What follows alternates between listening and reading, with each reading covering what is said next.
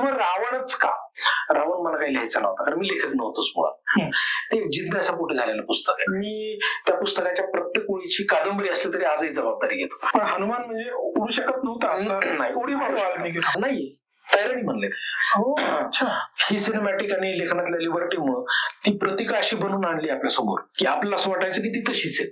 म्हणजे तुम्ही बघा, ज्यावेळेस आपल्याला हनुमान मालिकेत दाखवलं जातं तर त्याला असं माकडासारखं आपण त्याला देवता म्हणतोय, आपला देव येतो असं दाखवतोय. आणि ज्यावेळेस त्याच्या आईचा विषय येतो, म्हणजे त्याची आई दाखवायची अंजनी, त्यावेळेस काय तिला असं नाही दाखवत, ती सुंदर स्त्री दाखवली जाते मालिकेत सुद्धा. म्हणजे जेनेटिकल मिसब्रिडिंग नाही होऊ शकत, ह्युमन दाखवत आणि एक हे असं दाखवत आहे. जीवन जगण्यासाठी जे नीतिमूल्य आणि जे इथिक्स आपण म्हणतो, ज्याला मॉरल्स म्हणतो, हे वाल्मिकी रामायणाने खूप सुंदर पद्धतीने मांडले. पण त्याचं हे असं भाकड कथासारखं वर्णन केल्यामुळं त्याच्यातला जो मूळ गाभ आहे मॉरल्सचा, तो गाभा मागं पडतो ना.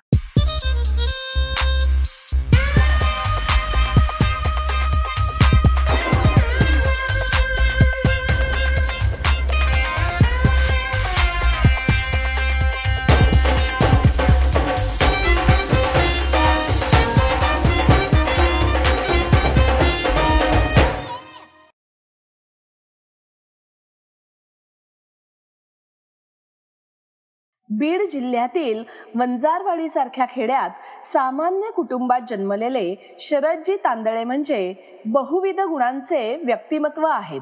आई वडील शिक्षक असल्याने कष्ट, परिश्रम व अभ्यास अशा त्रिसूत्रीने त्यांनी छत्रपती संभाजीनगर येथील शासकीय अभियांत्रिकी कॉलेजात गुणवत्तेवर प्रवेश मिळवला. खेड्यातून शहरात स्वतःचे भाग्य घडवायला आलेल्या शरदजींना लंडनच्या सभागृहात प्रिन्स चार्ल्स यांच्या हस्ते वर्ष 2013ला विशेष सन्मान व गौरव बहाल करण्यात आला. रामायणातील रावण या पात्राचे त्यांनी सखोल अध्ययन केलंय.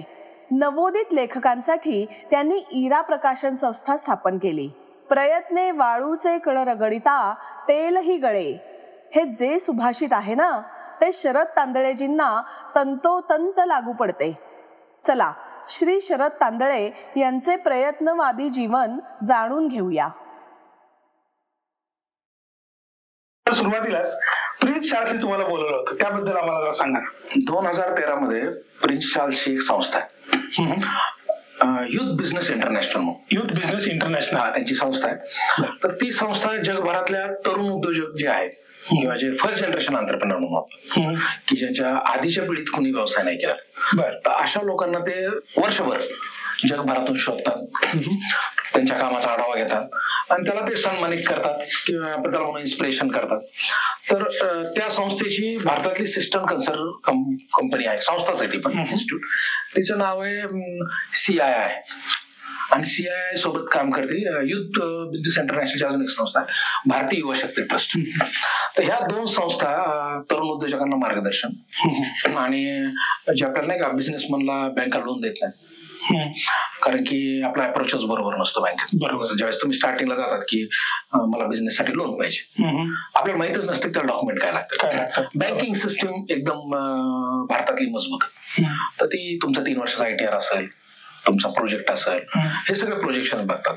पण ते त्या नवीन उद्योजकाला बँकेतल्या मॅनेजरला समजून सांगतायत, तो एक गॅप असतो. बरोबर. तर ती संस्था त्याच्यासाठी मदत करते. मला त्या संस्थेने मेंबरनी बँक ऑफ बडोदातून लोन घेण्यासाठी मदत केली. मग 3 वर्षाच्या बिझनेसचा त्यांनी माझा रेशो बघितला की किती ग्रोथ आहे. बरं, फक्त ग्रोथ पैशाने बघतात का? मला आधी असं वाटायचं उद्योजक म्हणजे फक्त पैशाने वाढवतो. तर ते बघत होतं की याच्याकडे इथिक्स आहेत का, याच्याकडे मॉरल्स आहेत का, मग हा लेबरचा ESI CPF भरतोय का, हा कामांचं डिलिव्हरी राईट करतोय का, हा बँकेचे रूल्स रेग्युलेशन पाळतोय का. म्हणजे उदाहरणार्थ चेक बाउन्स न होऊ देणं, ही आपल्याला फार छोटी गोष्ट वाटते, पण चेक बाउन्स न होऊ देणं, याचा सिबिल ट्रॅक काय आहे, याच्या कामाची पद्धत काय आहे, याच्या बिझनेसचं व्हिजन काय आहे, पूर्ण रिसर्चच करतात. आणि मी 3 वर्ष ते बिझनेस प्रॅक्टिसेस म्हणू आपण त्याला, ते करताना मी हे सगळं पाळत होतो का, कारण मला असं वाटायचं की आपल्याला बॅकग्राऊंड नको नाही, इथंच आपण फेल झालो आपल्याला गावाकडे पडावं. म्हणजे ते भीतीपोटी पाळलेल्या गोष्टी नियम. आणि त्याच्यात असं झालं की 2013ला माझं नाव सिलेक्ट केलं त्यांनी. भारतातून 24 जणांमध्ये आधी सिलेक्ट झालं. मग त्यावेळेस आपलं एक भारतीय महाराष्ट्रीयन एक न्यूनगंड आहे आमचा मराठवाड्यातल्या मुलांचा की आपलं कुठं असतंय का, आपली भाषा अशी आहे, आपलं बोलणं आहे, आपलं इंग्लिश कुठे आहे ती. तर त्याला मी एन्जॉय केलं त्या प्रोसेसला. त्या इंटरव्ह्यूला म्हणजे माझ्या जवळपास त्यावेळेस 20 एक इंटरव्ह्यू झाले. प्रत्यक्ष 2-3 झाले, बाकी कॉलवर झाले. आणि त्या इंटरव्ह्यू मध्ये मग ते मला प्रश्न विचारत होते बिझनेस मध्ये आणि मी जेन्युइन पद्धतीने उत्तर दिले जे मनात येईल ते, की मला असं वाटायचं की आपण तसं असंही होणार नाही. पण पहिल्या राऊंड मध्ये पहिल्या 3 मध्ये आल्यावर ते माझ्या ऑफिसवर आले, त्यांची डिलिव्हरची टीम ऑफिसवर आले. त्यांनी माझं सगळे चेक केले, डॉक्युमेंट्स चेक केले, माझ्या साईटवर आले, त्याचा व्हिडिओ बनवला, लेबरशी बोलले. आणि ते झाल्यावर मग भारतातून माझं नाव तिकडे गेलं. तर जवळपास 120 देशांमधले एक मेंबर मधला एक निवडला त्यांनी. आणि लंडन मध्ये सुद्धा 10 दिवस इंटरव्ह्यू होते. आणि तोपर्यंत मला त्याची ग्रॅव्हिटी नव्हती. मी पहिल्या टप्प्यात त्याच्यात खुश होतो की मला फुकट लंडनला जायला मिळालं. दुसऱ्या टप्प्यात मी याच्या चक्करमध्ये जे नाही आलं पाण्यात ते आलं खाण्यात. आणि एन्जॉय केला मी की 4 वर्ष आपण कंटिन्यू काम करतो आणि फ्री मध्ये ट्रिप, ती पण लंडन. आणि तिथं गेल्यावर मला त्याची जरा ग्रॅव्हिटी जाणवायला लागली. अरे हे काहीतरी वेगळं आहे, हे काहीतरी डेंजर आहे. आणि तिथं गेल्यावर मग पहिल्या दिवशी मी जगातल्या त्यावेळेस खूप टॉपच्या लोकांना, टॉपच्या ऑफिसरला भेटलो असेल. आम्ही त्यावेळेस बॅर्कलेज बँकेच्या सीईओला भेटलो. त्यांच्या ऑफिसमध्ये वेलकम डिनर होतं. मी बीबीसी वर्ल्डच्या हेड एडिटर आहेत डॅम डेमन, त्यांच्या थ्रू मला डिनर होतं. त्यावेळेस त्यांनी बीबीसीचं सगळं ऑफिस आणि बीबीसी जगभर कसं काम करते हे सांगितलं. नंतर मग ऍक्सेंचरच्या ऑफिसमध्ये डिनर होतं.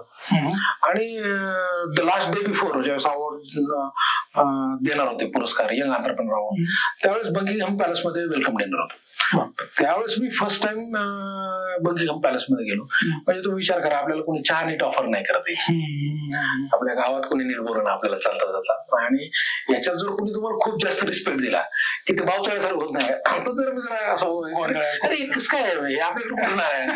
आणि त्यावेळेस मग बकिंगहॅम पॅलेस मधला तो रिस्पेक्ट किंवा ती भव्यता, त्यांची इथिकेट्स किंवा गेस्ट बद्दल मला असं वाटायचं की ते आपल्याला एकदम डाऊन मार्केट बघत असतील असं की आपल्याला असं वाटायचं की आपण फार न्यूनगंड आहे आपल्यात आणि ते आपल्याला फार लो लेवलला बघतील इंडियन. त्यांच्या नजरेत काय असणार ना, आपण एक इंडियन. आणि पण नाही, त्यांनी त्यांचा रिस्पेक्ट, त्यांची बोलण्याची पद्धत, त्यांची माझी तोडकी मोडकी इंग्लिश समजून घेण्याची पद्धत, तर तो मला एकदम भावलं. म्हणजे मनाला एकदम छान वाटलं. आणि ज्यावेळेस बकिंगहॅम पॅलेस मध्ये गेलो तर मला वाटलं हे सगळं नकली, हे काही खरं होऊ शकत नाही, प्रिन्स काय कुठं भेटत असतो असं. आणि तो अचानक आला हॉलमध्ये आणि आला आणि मला म्हणला हे शरद हाऊ यू, आणि हात पुढे गेला माझं. मी एकदम गोंधळासारखं झालं. म्हणलं तू राजा आहे रे, किंग. आणि मला आधी इन्स्ट्रक्शन होते की बाबा बकिंगहॅम पॅलेस मध्ये कसं तुम्ही सर्वाइव्ह करायचं त्याची एक लिस्ट आली इन्स्ट्रक्शनची. त्याच्यात म्हणलं होतं की प्रिन्स समोर आले की त्यांना युअर हायनेस म्हणायचं. आणि मी तिथे गेलो, मी शब्दच विसरलो सर. Your Highness. मी म्हणलं हॅलो प्रिन्स. ते माझ्यासोबतचे सगळे असे बोलले, मी हॅलो प्रिन्स नाही म्हणलं, मी हॅलो चार्ल्स म्हणलं. झालं कसं की आधीच्या मी सगळ्या ब्रिटिशांसला भेटलो होतो, तर ते म्हणले सर बीर म्हणायचं नाही, नावाने बोलायचं. माझ्या डोक्यात तेच होतं की नावाने बोलायचं. एक्झॅक्टली. आणि त्यावेळेस ते प्रिन्स हसले माझ्याकडे, भाऊ हॅलो शरद म्हणले, हाऊस बिझनेस गोईंग. तर आमचा एक फोटो दोघांचाच, तो हसताना आहे. मला बरेच जण विचारतात की तुम्ही नेमकं दोघं काय हसले. तर ते जोक असं झालं की मी म्हणलं हाय चार्ल्स, आणि नंतर म्हणलं sorry I just forgot your Highness. त्याच्यावर हसले. आणि बहुतेक त्याला ते जेन्युइन वाटलं. आणि एकदम डाऊन टू अर्थ हंबल, म्हणजे आपल्याला जे दिसतं की ब्रिटिश रॉयल फॅमिली एकदम मॅरोगन्स येत असतो ना, थोडं काही मिळालं अॅरोगन्स, बट ते एकदम डाऊन टू अर्थ सारखं मला बोलले. आणि मला ते बहुतेक मला त्यावेळेस हे फील झालं की तुम्ही किती मोठे असला तरी तुमच्या स्वभावातून वागण्यात ती नम्रता असल्याशिवाय लोक रिकग्नाइज करत नाहीत. बहुतेक त्याला ते कळाले. तो पहिला अनुभव त्यांना भेटण्याचा, बोलण्याचा. इव्हन पार्टी चालू होती आणि सगळ्यांच्या हातात पाईनचे हे दिले, ते शॅम्पेन दिले. त्यावेळेस मी त्याच्याकडेच बघत होता. तो स्टार होता त्या मीटिंग मधला, त्या डिनर मधला. तर मॅक्झिमम जण त्यांनाच बोलण्याचा प्रयत्न. तर माझंही लक्ष असं होतं, आमची नजर जर झाली तर माझ्या हातात शॅम्पेन, त्यांनी मला असं केलं म्हणजे तर त्यांचं बोलण्याची पद्धत. आणि मला माझ्यात जो थोडाफार अॅरोगन्स किंवा अहंकार होता की आता मी लंडनला मला अवॉर्ड मिळालाय किंवा इंजिनिअरिंग झाल्यामुळे जो काही मी भारी आहे थोडा किंवा गावात की आपल्यापेक्षा कमी लोक जे त्यांच्यापेक्षा ज्याच्याकडे क्षमता कमी त्याच्याला दुय्यम भावनेची बघायची नजर आधी माझ्यात होती. बहुतेक ती त्या प्रिन्सला आणि त्या ओऱ्याला बघून गेली. मला त्यावेळेस एक कळालं की मी सगळ्या पोरांना सांगतो की अनवॉन्टेडचा अहंकार आणि अनवॉन्टेडचा मी मोठेपणा ह्या आयुष्यात काही फार मोठे यश देत नाही. तर मला ते त्यांच्याकडे पाहून कळालं आणि बहुतेक ती मीटिंग प्रिन्स सोबतची म्हणा किंवा त्या जगातल्या ऍक्सेंचरच्या सीईओ सोबतची असत तिने मला जाणीव करून दिली की आपण कोण आहोत आणि आपलं काय व्हिजन असलं पाहिजे आयुष्यात. आणि व्हिजन आणि सक्सेस पैशावर ठरत नाही तर ते तुमच्या वागणुकीतून ठरत. अशा काही गोष्टी सकारात्मक मला त्या प्रिन्सला भेटून कळाल्या. सर, आज तुम्ही यशस्वी उद्योजक आहात, म्हणजे तुम्ही सगळं शून्यातून निर्माण केलंय. पण सुरुवातीच्या काळात जेव्हा तुम्ही कोणीच नव्हतात किंवा काही विशेष घडत नव्हतं तुमच्या आयुष्यात, तेव्हा तुम्ही कधी फ्रस्ट्रेशन फेस केलं का आणि त्यातून तुम्ही कसं सोल्युशन काढलं? तर सगळ्यात पहिले काय माहिती आहे का की आपण जे सगळे ग्रामीण आपली जी पिढी म्हणजे मला 90s ची पिढी म्हणतो की ज्यांचा जन्म 2000च्या नंतर नाही, तर ही जी सगळे मुलं आहेत ना सगळ्यात पहिले आपल्याला डिप्रेशन, मोटिवेशन आणि फ्रस्ट्रेशन हे 3 शब्द फार लेट कळाले. फार लेट कळाले म्हणजे पहिले वडिलांच्या शिव्या खाण्यात वडील बोलले आपण डिप्रेशन पण नाही गेलो, वडील बोलले जाऊ दे पण बघू नंतर, आणि आपलं जे करायचं ते केलंच आपण त्याचा रागही धरला नाही आणि आपण स्वतः जीवाला खाल्लंही नाही खाल्लं. आपण ते आपल्याच एका ट्रॉमामध्ये त्या ट्रॉमामध्ये मला ते डिप्रेशन सापडलं नाही. पण पहिलं डिप्रेशन मला कधी जाणवलं ज्याला डिप्रेशन म्हणतो मी, पण मी ते डिप्रेशन माझ्यावर नाही घेतलं, देवाने माझ्या अन्यायच केला. हे निसर्गाने देवाने माझ्यावर मुद्दामून केलं. मला माझ्या पत्रिकेतच नव्हतं, माझ्या परमार्थात नव्हतं, माझं भाग्यच नव्हतं. ह्या 3 शब्दाभोवती फिरलं ते डिप्रेशन की आपण याच्यासाठी नाहीच ना, आपल्या नाही का आपण म्हणतो तुझ्या पत्रिकेतच नाही, तुझ्या नशिबातच नाही. तर पण ह्याच्यामुळे मी माझं अपयश लपवत होतं की आपल्या नशिबातच नाही. आणि डिग्री झाल्यावर ज्यावेळेस पुण्यात आलो, पुण्यात ज्यावेळेस भंगार जॉब मिळाला 5-6 हजाराचा किंवा जॉब मिळत नव्हता ती, आणि ज्यावेळेस कॉलेजचे मित्र भेटायचे त्यांना कोणाला 20,000, 30,000, कोणाला 2 लाखाचं पॅकेज, 4 लाखाचं पॅकेज, आपल्या पॅकेजचा मिळ नाही, डिग्री चांगली केलेली नाही. त्यावेळेस पहिल्यांदा मग पुण्यातली चमक धमक पाहिली, लोकांच्या गाड्या पाहिल्या, बंगले पाहिले. आधी त्या मित्रांच्या भाविष्यात ते दिसलंच नाही. पुण्यात आल्यावर मला कळालं हे रस्ते वेगळे आहेत. आधी कधी रस्ते बघितलेच नाही. आता कळायला रस्ते सगळे पैसे भरलेले आणि आपल्याला कधी पैसे दिसलेच नाही ना, एन्जॉयच फक्त.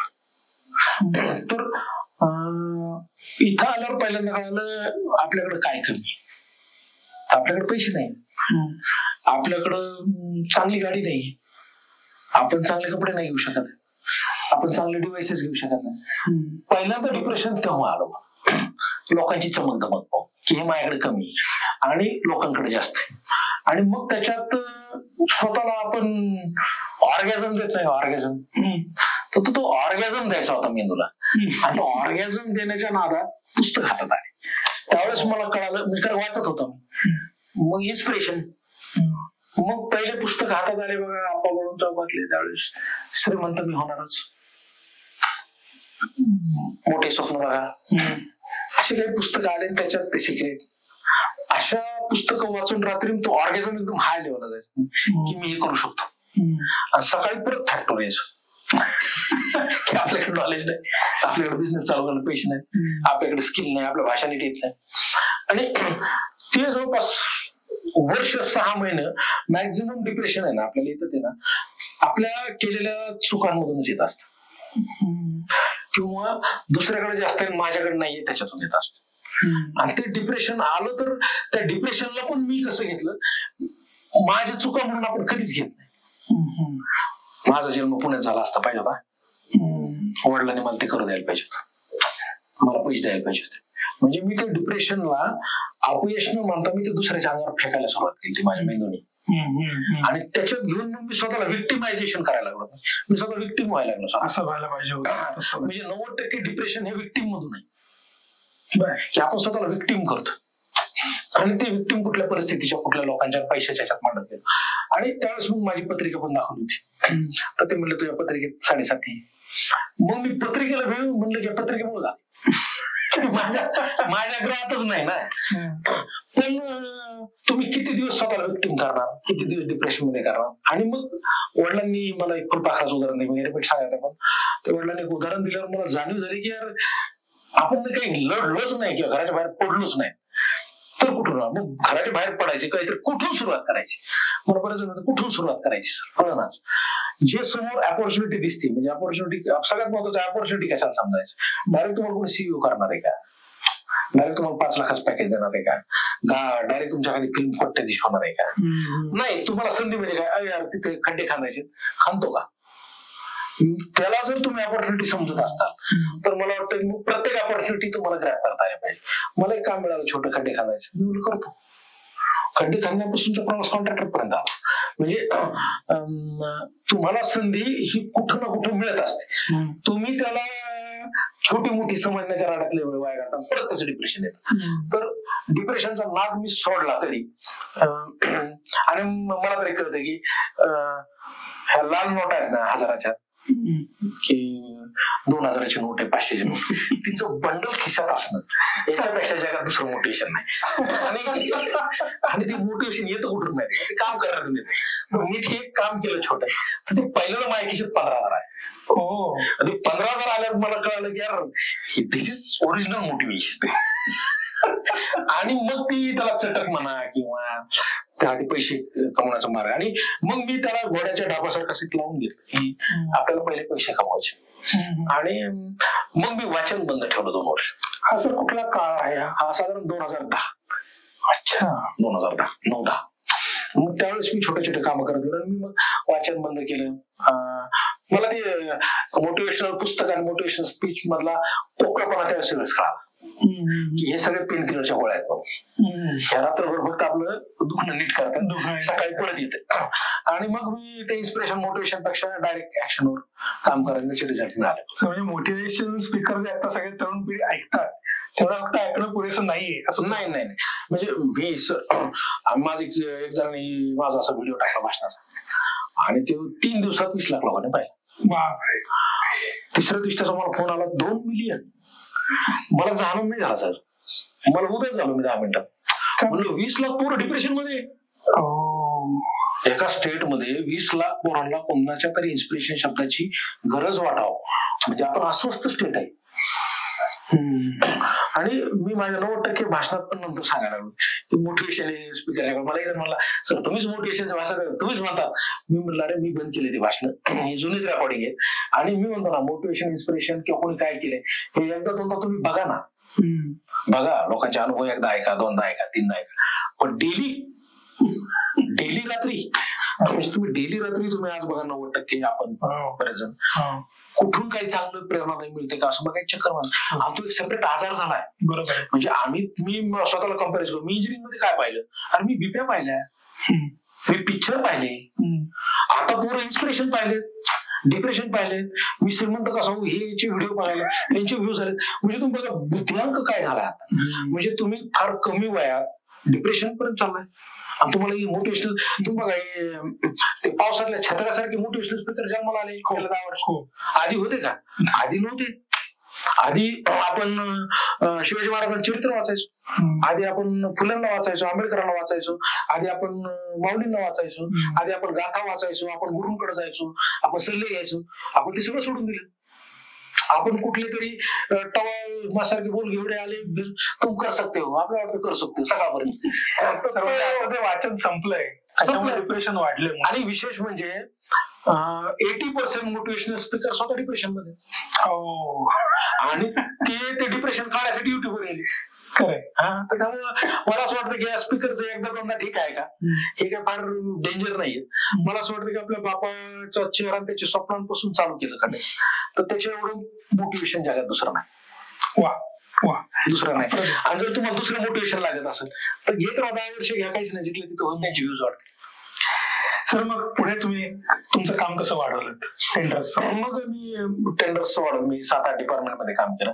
पण ते लंडन मध्ये पाहिल्यापासून मला वाटलं की यार आपण आंतरप्रिनर शब्द हा आपल्या जवळच्या लोकांना सांगितलं पाहिजे ग्रामीण भागातल्या. म्हणून मी चुकून स्पीकर झालो. मी MBA कॉलेजने मला बोलवलंय पुंबाने, ते भाषण दिले, युट्यूबला व्हायरल झालेले लोकांनी बोलवलं. आता जवळपास 300-400 इंजिनिअरिंग MBA कॉलेज लेक्चर दिले. मग मी ते गेलो. मी मानधन कुठलंच घेतलं नाही, तो काय मी त्याला बिझनेस बनवलं नाही. पण मी त्या कॉलेजेसमध्ये जाऊन माझी अशी इच्छा होती की जे माझ्यासारखे टुकार इंजिनिअरिंगला मागे बसलेले, कुठतरी फेल्युअर झालेलं, कुठतरी टुकारक्या केलेल्या, कुठतरी वडिलांना फसवलेले, कुठतरी स्वतःला फसवलेले, आणि एका आयुष्याच्या 23-24 थांबतात आणि त्यांना असं वाटतं की यार माझं सगळं संपलं. आणि मग ते डिप्रेशन, मग ते सुसाईड असं चाललंय किंवा लोकांमध्ये मी फारच युजलेस आहे, मी काहीच करू शकत नाही. तर मी म्हणलं मी त्याच कॅटेगरीतलो होतो 23-24 ला. मी सेम मध्यमवर्गीय फॅमिलीतून आलोय. मीही स्वतःला खूप 2-3 वर्ष युजलेस समजले.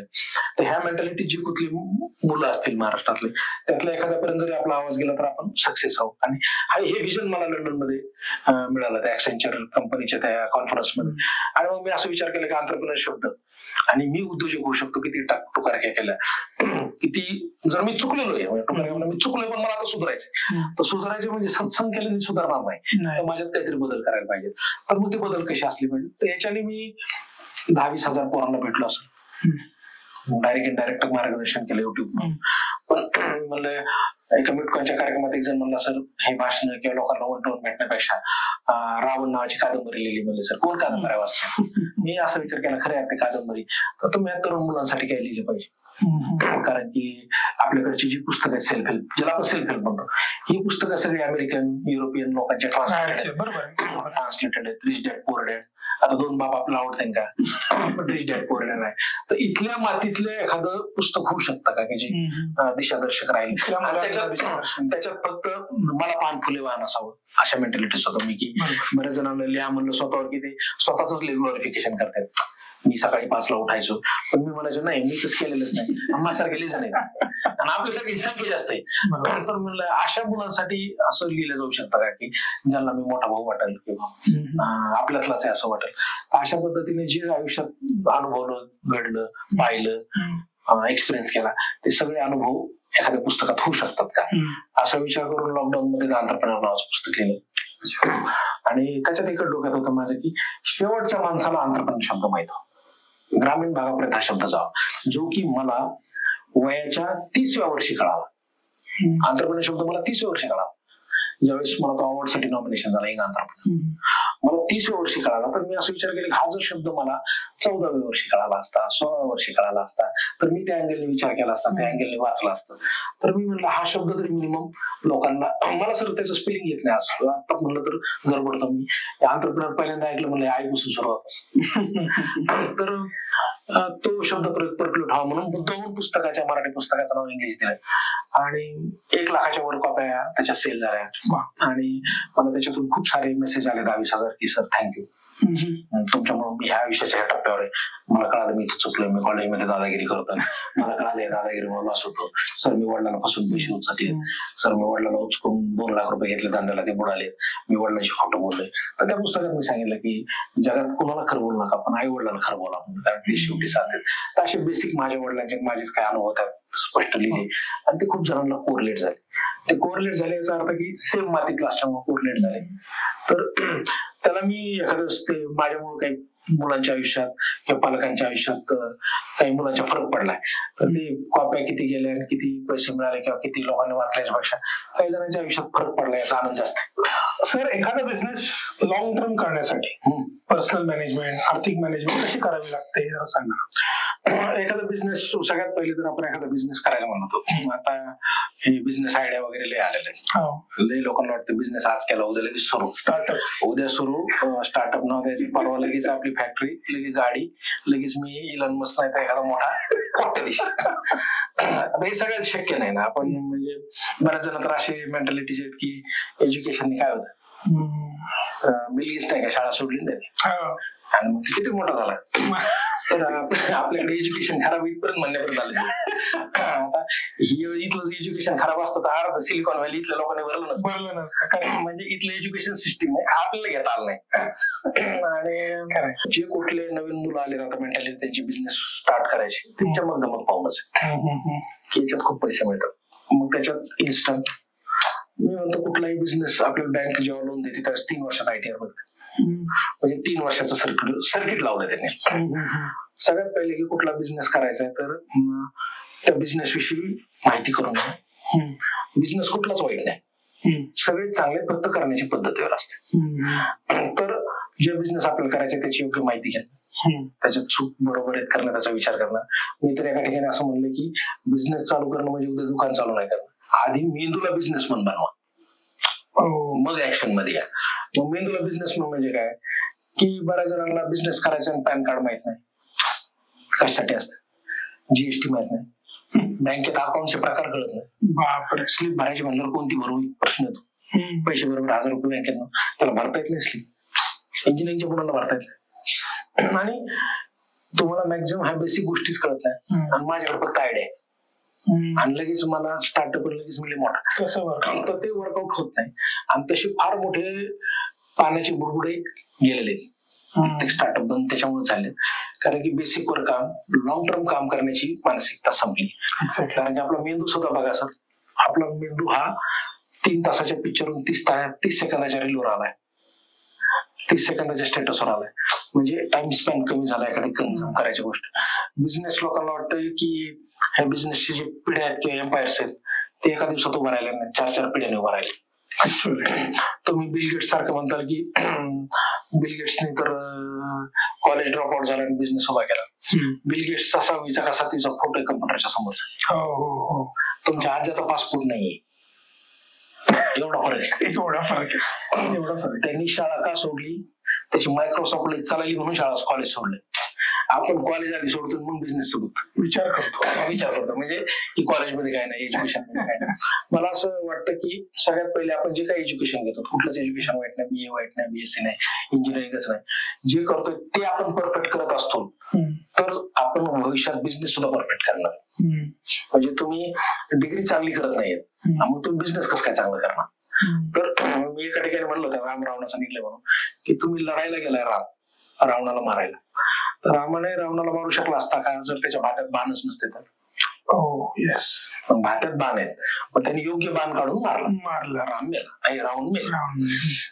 तर आज सुद्धा तसंच आहे की तुमची ह्या समाजात ह्या कॉम्पिटेटिव्ह वर्ल्ड मध्ये तुम्ही एका युद्धाला आलाय आणि युद्धाला ज्यावेळेस येताय त्यावेळेस तुमच्या हातात एक धनुष्य आहे म्हणजे तुम्ही स्वतः आहे आणि तुमच्या भात्यात बाण आहेत.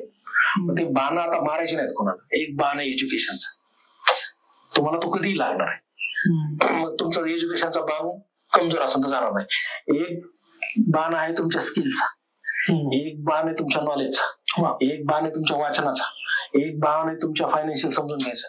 तर बिझनेस करायचा असेल किंवा युद्धावर जायचं असेल तर तुमच्या भात्यात मिनिमम 10-12 बाण पाहिजे. तर तुम्हाला आधी ते बाण घासायसाठी वेळ द्यावा लागणार आहे, बाण तयार करायसाठी वेळ द्यावा लागणार. तर कुठलाही बिझनेस तुम्हाला लॉंग टर्म करायचा असेल तर तुम्ही आधी भात्यातल्या बाणांची संख्या वाढवा. मग ती संख्या कशी वाढेल की चांगली पुस्तकं वाचा, चांगल्या लोकांना भेटा. तुम्हाला एखादा बिझनेस करायचा आहे त्याचे ट्रेनिंग इन्स्टिट्यूट आहेत बरेचसे, ते घ्या. किंवा एखाद्याने बिझनेस केलाय त्याला भेटा. किंवा एखादा बिझनेस फेल गेलाय तर त्याला जाऊन भेटा, विचारा की फेल का गेला. तर मी असं म्हणतो की ही भात्यातली संख्या आधी फास्ट वाढवा. तुम्ही कोणी MBA करता MBA करा, तुम्हाला त्या इंडस्ट्री विषयी भारतभर फिरा, लोकांना भेटा, आता सगळं सोपं आहे. आणि मी तर म्हणतो आता त्या मानाने नॉलेज ग्रॅप करायला मिळवायला आपण मानव जातीच्या सगळ्यात चांगल्या कालखंडात जन्म आहे आपला. अगदी गेल्या 6000 वर्षाचा 10,000 वर्षाचा जो मानव जातीचा प्रवास आहे त्यातल्या सगळ्यात चांगल्या कालखंडात आपलं सगळं हातावर आहे. तर त्या चांगल्या कालखंडाचा फायदा घेऊन आपल्या भारतातल्या बाणांची वेगवेगळ्या संख्या. म्हणजे बिझनेस करायचं तर बँकिंग समजून घ्या. बँकिंग म्हणजे त्याला कोर्स करायची गरज नाही, एखादा CA ला भेटला तर 20 मिनिटात कळलं. गुगलवर 5 मिनिटाचा व्हिडिओ असेल युट्यूबला कुठतरी. तर आपल्याला आपल्या मेंदूला धार देणं, भात्यांची संख्या वाढवणं हेच पहिले 2 वर्ष करा. जर तुम्हाला एखादा बिझनेस करायचा म्हणते मग मी जॉब कसा करू, तुम्ही त्या कंपनीत सेक्टरमध्ये काही दिवस जॉब करा. लोक म्हणतात जॉब करा म्हणजे गुलामगिरी नाही, तुम्हाला शिकायसाठी करणं आहे. तर तुम्ही जॉब करा आणि मग जॉब करायचे तो जॉब फक्त स्वतःच्या स्वार्थासाठी करायचा आहे. हे पण कन्फ्युजन असतात, जॉब करू की बिझनेस. तर मी म्हणतो तुमच्यात जर लक्षात येते तुम्हाला की तुमच्या भात्यात बाणं कमी आहेत, तुमच्या भात्याचं वजन तुम्हाला कळायला पाहिजे ना. तेच कळत नसेल तर तुम्ही सर्वच होऊ नाही शकणार.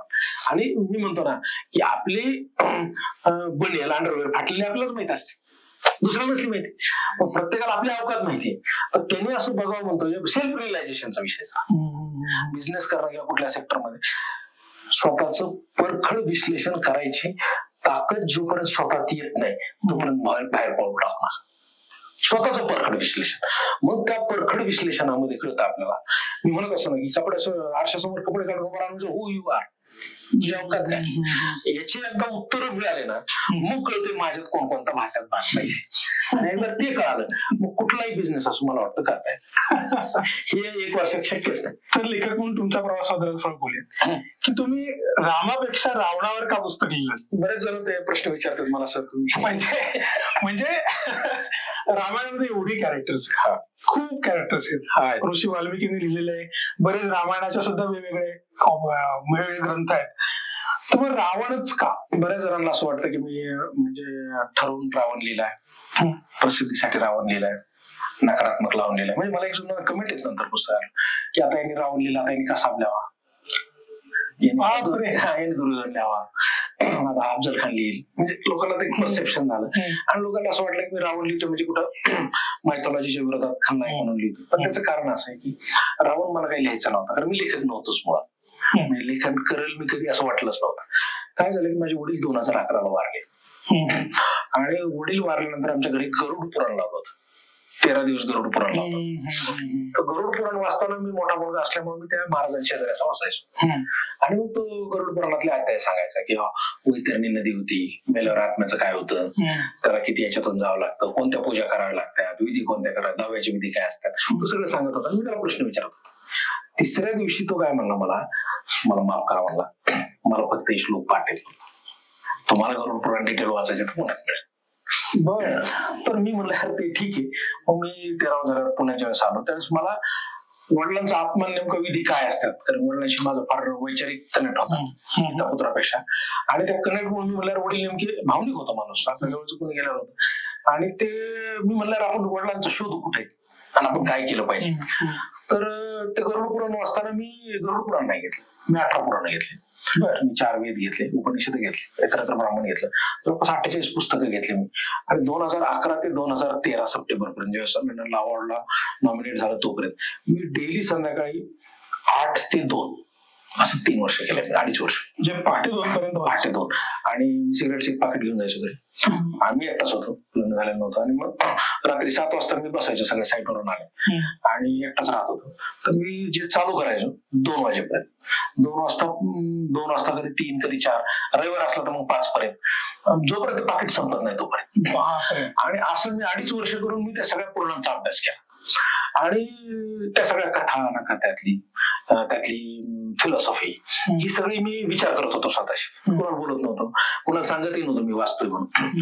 आणि ते स्वतःशी नंतर मग आजोबाईशी बोलायला लागलो, आईच्या वडिलांशी. मग ते मला सांगायचे का हा इथं असं आहे तिथं, आणि ते स्वतःच लिंक करायला. आणि ते करता करता मला ते अवॉर्डसाठी नॉमिनेशन झालं. विमानात बसल्या डोक्यात आला, रे विमान तर रावण निवडून आहे, वाल्मिकी रामायण. अरे म्हणलं आपलं वाल्मिकी रामायण, रावण आणि विमानशास्त्र वाचायचं राहील. अवॉर्ड मिळाल्यावर आलो त्याच दिवशी सकाळी मी निर्लेखकांच्या दारात, दुकान आहे पुस्तकात, म्हणलं रावण, विमान आणि राम यांच्याशी निगडीत जेवढे पुस्तक आहेत तेवढे काढा. मग त्यांनी वाल्मिकी रामायण दिलं, तुलसी रामायण दिलं, विमानशास्त्र दिलं आणि मी ती सगळी पुस्तक घेऊन गेलो. आणि ती 2 वर्ष वाचायला लागलो. आणि मी शोधायला लागलो विमान कसं बनतंय, भारतात कुठं उडवलं, रावण कसं काय विमान तयार केले किंवा त्याच्याकडे कुठं ना. आणि ते वाचता वाचता मला रावण दिसायला लागला, रावणाच्या निगडीत. आणि मग मी म्हणलं रावणावर पुस्तक शोधू. मग रावणावर 3-4 पुस्तकं आणली. तर ती सगळी काल्पनिक आणि त्याला काही बेसच नाही, म्हणजे मायथॉलॉजी विषयी मोडतोड केलेली पुस्तक. मग विचार आला की हे आपण लिहू शकतो का. मग मी तोपर्यंत आपण 10वी निबंधाच्या पुढे लिहिलेलं नाही. तर तेच मला एक गोष्ट त्यावेळेस कळाली की तुम्ही एखादी गोष्ट जेन्युनली ठरवली, क्षेत्र कुठलं असो, तुम्हाला मार्ग महादेव दाखवतो.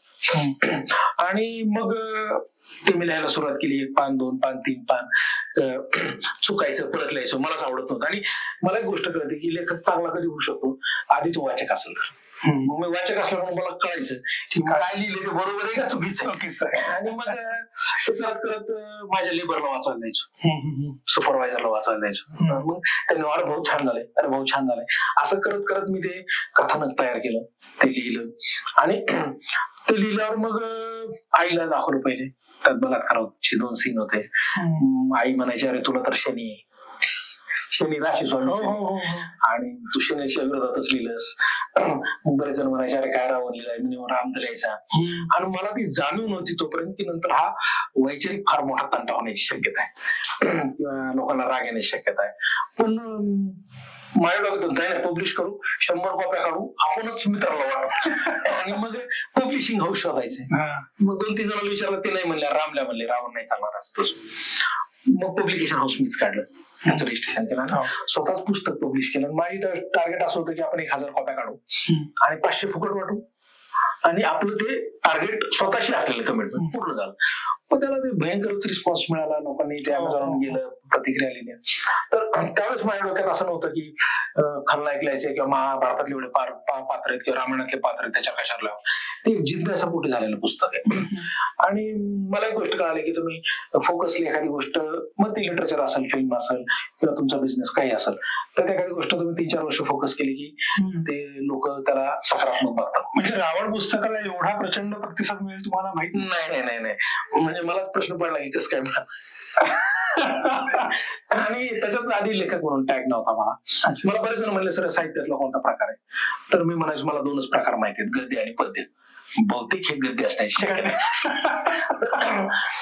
जेन्युइनली काही केलं तर निश्चित महाराष्ट्र, आणि विशेष तुम्ही बघा रावण लिहून महाराष्ट्र एवढा धार्मिक आपण मानतो किंवा राम रावण नावाचं एवढा मोठा एक वातावरण असताना 2017-18 तर एवढं पीकला असताना मला 99.99% लोकांनी याला सकारात्मक घेतलं. पुस्तकात मी एक केलं की तुम्ही रावण लिहितात मी कुठं द्वेष वापरला नाही, द्वेष नाही, रामाविषयी द्वेष नाही, इतर कॅरेक्टरच्या इमेजेस डॅमेज होतील असं काही नाही, रावण म्हणून लिहिलं. तर ते महाराष्ट्राने इतक्या प्रेमाने स्वीकारलं, तुम्हाला सांगा. एक म्हणजे त्याला वाईट वाटत नाही, पण श्रीराम मांजरेकर म्हणून डोंबिवलीतले खतरनाक वाचक आणि त्यांचा रामायणावर खूप जास्त अभ्यास. तर त्यांनी काय केलं, त्यांनी माझ्या विरोधात एक पोस्ट लिहिली की काही काही लोक सध्या प्रसिद्धी मिळवण्यासाठी खलनायक म्हणून लिहितात, रावण प्रसिद्धी करतात, तर अशी वृत्ती आपण वेळीच ठेचली पाहिजे. अशा लेखकांना, अशा लोकांना वेळीच ठेचलं पाहिजे. आम्हाला कोणतरी मेन्शन केलं, मी त्याच्यावर लवचिन्ह दिलं, रिॲक्ट करणं सोडून दिलं. त्या श्रीराम मांजरेकरांनी नंतर परत एक पोस्ट केली आणि म्हणलं पहिल्या पोस्ट बद्दल क्षमा, मी रावण पुस्तक वाचले, तर वाल्मिकी रामायणाच्या चौकटीत राहून, मायथॉलॉजीच्या चौकटीत राहून कादंबऱ्या कशा लिहाव्यात याचं उत्तम उदाहरण रावण आहे. तर आधी लोकांनी द्वेषाने पाहिलं, पण वाचल्यानंतर त्यांनीच कौतुक केलं. आणि मांजरेकरांचा रामायणाच्या 12ही खंडावर खूप मोठा अभ्यास आहे आणि ती प्रतिक्रिया त्यांची वाचल्यानंतर मला असं वाटलं मी काय लिहिले ते बरोबर. म्हणजे त्यांनी जे मत मांडलं, मला असं वाटतं की कारण की कुणी म्हणा ना रावण काय लिहिले पुस्तक, पण ज्याचा ओरिजिनल अभ्यास आहे, तर मला असं वाटतं ती प्रतिक्रिया माझ्यासाठी फार बूस्ट झाली पाहिजे. सर, पण रामायणासारख्या आता ग्रंथ आहे तो भारतातला, त्याच्यावर पुस्तक लिहिताना आणि ते लोकांसमोर आणताना तुम्हाला आतमध्ये कुठे भीती किंवा असं वाटलं नाही की आपण हे रिस्की काम करतोय किंवा रिस्की कधी वाटतं माहिती का, जर तुम्हाला खोटं लिहायचंय ना तर रिस्की वाटतं, किंवा तुम्हाला कोणाला मिसगाईड किंवा मॅनिपुलेट करायचं तर तुम्हाला भीती वाटते की अरे मॅनिपुलेट कोणी पकडलं तर, हे मिसगाईड कोणी पकडलं तर, किंवा हे रेफरन्सेस चुकीचे मी लिहितोय आणि जर कोणाला कळालं तर. मी एकदम प्लेन लिहितो की प्रत्येक ओळ जरी कादंबरी फॉर्मॅट असेल तरी प्रत्येक ओळ, प्रत्येक रेफरन्स हा ऍक्युरेट वाल्मिकी रामायण धरून असेल, रामायणाची किंवा आपल्या मायथॉलॉजी स्टोरी रामायण असेल, महाभारत यांच्या चौकटीनं तोडून मी लिहितोय. यातले संवाद असतील, यातले रेफरन्स असतील, मी रेफरन्स एकदम परफेक्ट स्वतःलाच 2-2 वेळेस क्रॉस चेक करून घेतला होता, त्यामुळे मला भीती नव्हती. हा जर मला कुठे एक पॉलिटिकल किंवा एक कल्चरल अजेंडा माझ्या डोक्यात असता तर निश्चित मला भीती वाटली असते. मी त्या पुस्तकाच्या प्रत्येक ओळीची कादंबरी असली तरी आजही जबाबदारी घेतो. त्यामुळे ती जबाबदारी घेतल्यामुळे मला त्याची भीती कधी वाटली नाही. ओके सर, पण रामायणाचे त्यात इतके व्हर्जन्स आहेत, वेगवेगळ्या लोकांनी संतांनी लिहून ठेवले, मग वाल्मिकीच रामायण का तुम्हाला प्रेफरेबल? मी तुम्हाला सांगतो, भारतात जवळपास 200च्या वर रामायण. हो, भारतात नाही, जगभर स्टोरी. आणि ही स्टोरी मग तुम्हाला कंबन रामायण आहे जे दक्षिणेत चालतं, तुलसी रामायण आहे, वाल्मिकी रामायण आहे, दशरथ जातक कथित रामायण आहे, मुस्लिम कंट्रीज मध्ये सुद्धा रामायण आहे, थायलंड मध्ये एक वेगळं रामायण आहे, आणि गाव कुस बदलले जिल्हे व्हायचे तर खूप लोकांनी वेगवेगळे रामायण.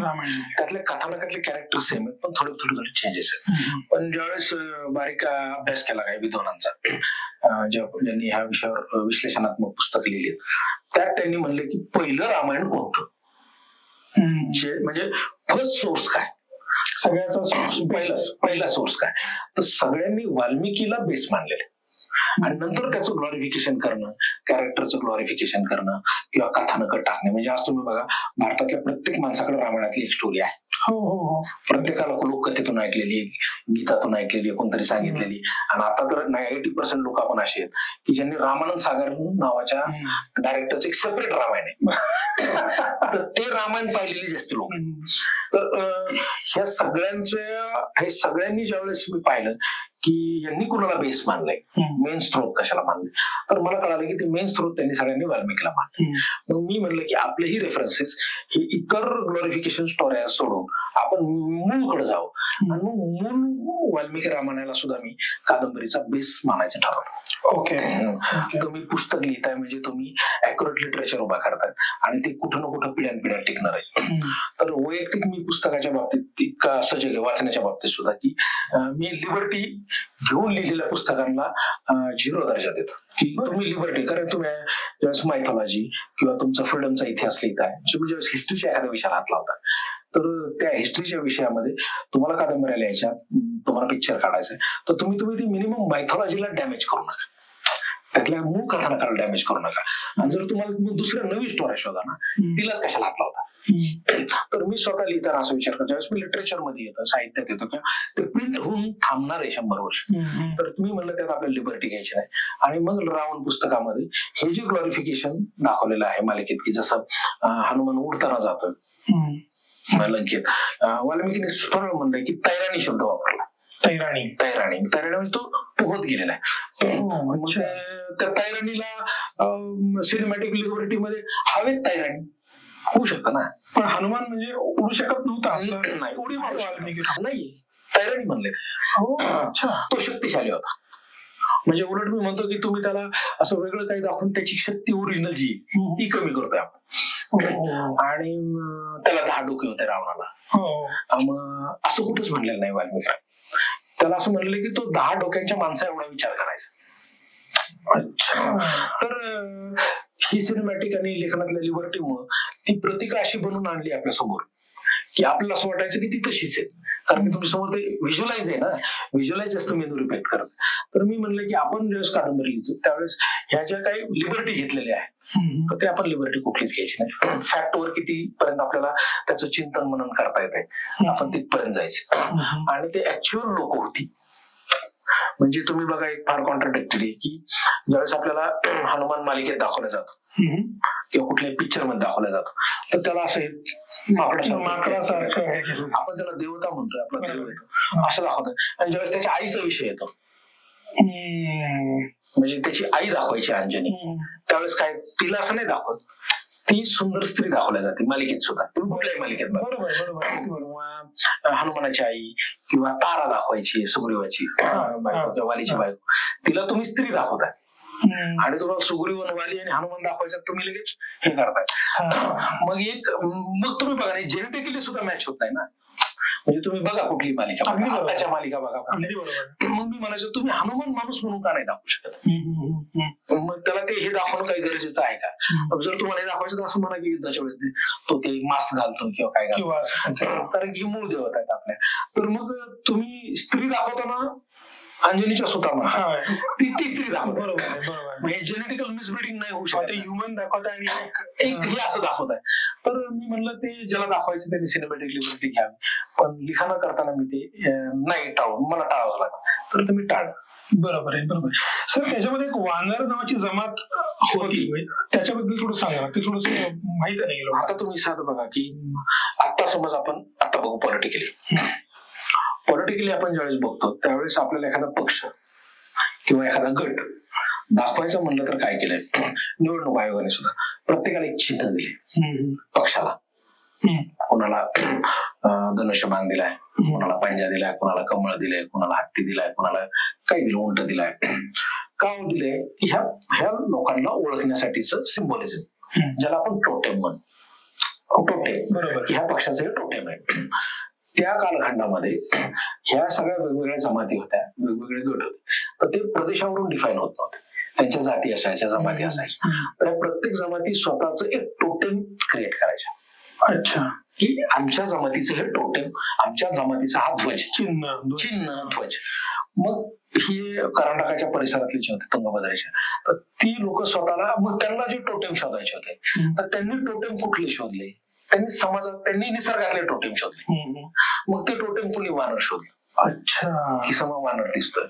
कुणी सिंह शोधलं, म्हणजे दैत्यांचं टोटेम सिंह होता, दानवांचा टोटेम वाघ होता, तसा इथल्या जमातींचा टोटेम वानर होता. आपण जे बघतो एक जांबुवंत होता बघा, हो, त्यांचा टोटेम अस्वल होता.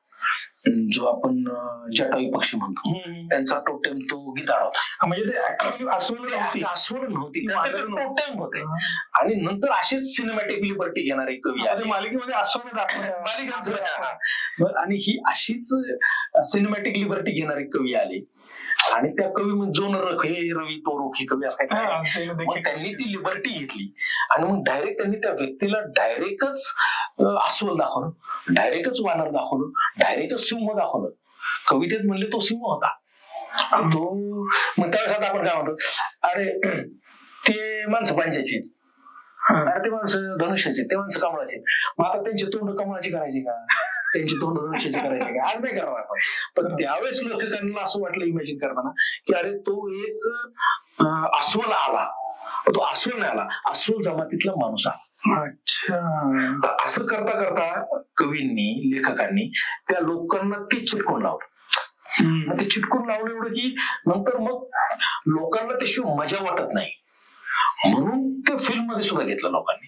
नंतर ते कथानक असत. पण हनुमान असेल, त्यांचं वानर टोटेम होतं, जांबुवंताचं अस्वल होतं, आणि प्रत्येक जमातीचे पेरळ टोटेम होतं. म्हणजे तुम्ही एक बघा, ते जटायू पक्षी दाखवतात आणि तो उडताना दाखवतो. आणि जटायूला काय माणूस जातीत काय चाललंय काय करणार आहे. आपण प्राण्यांमध्ये घुसतो, काय त्या कुत्र्याचं जमाना, त्या हत्तीचं जमाना, त्यांच्यात भांडण.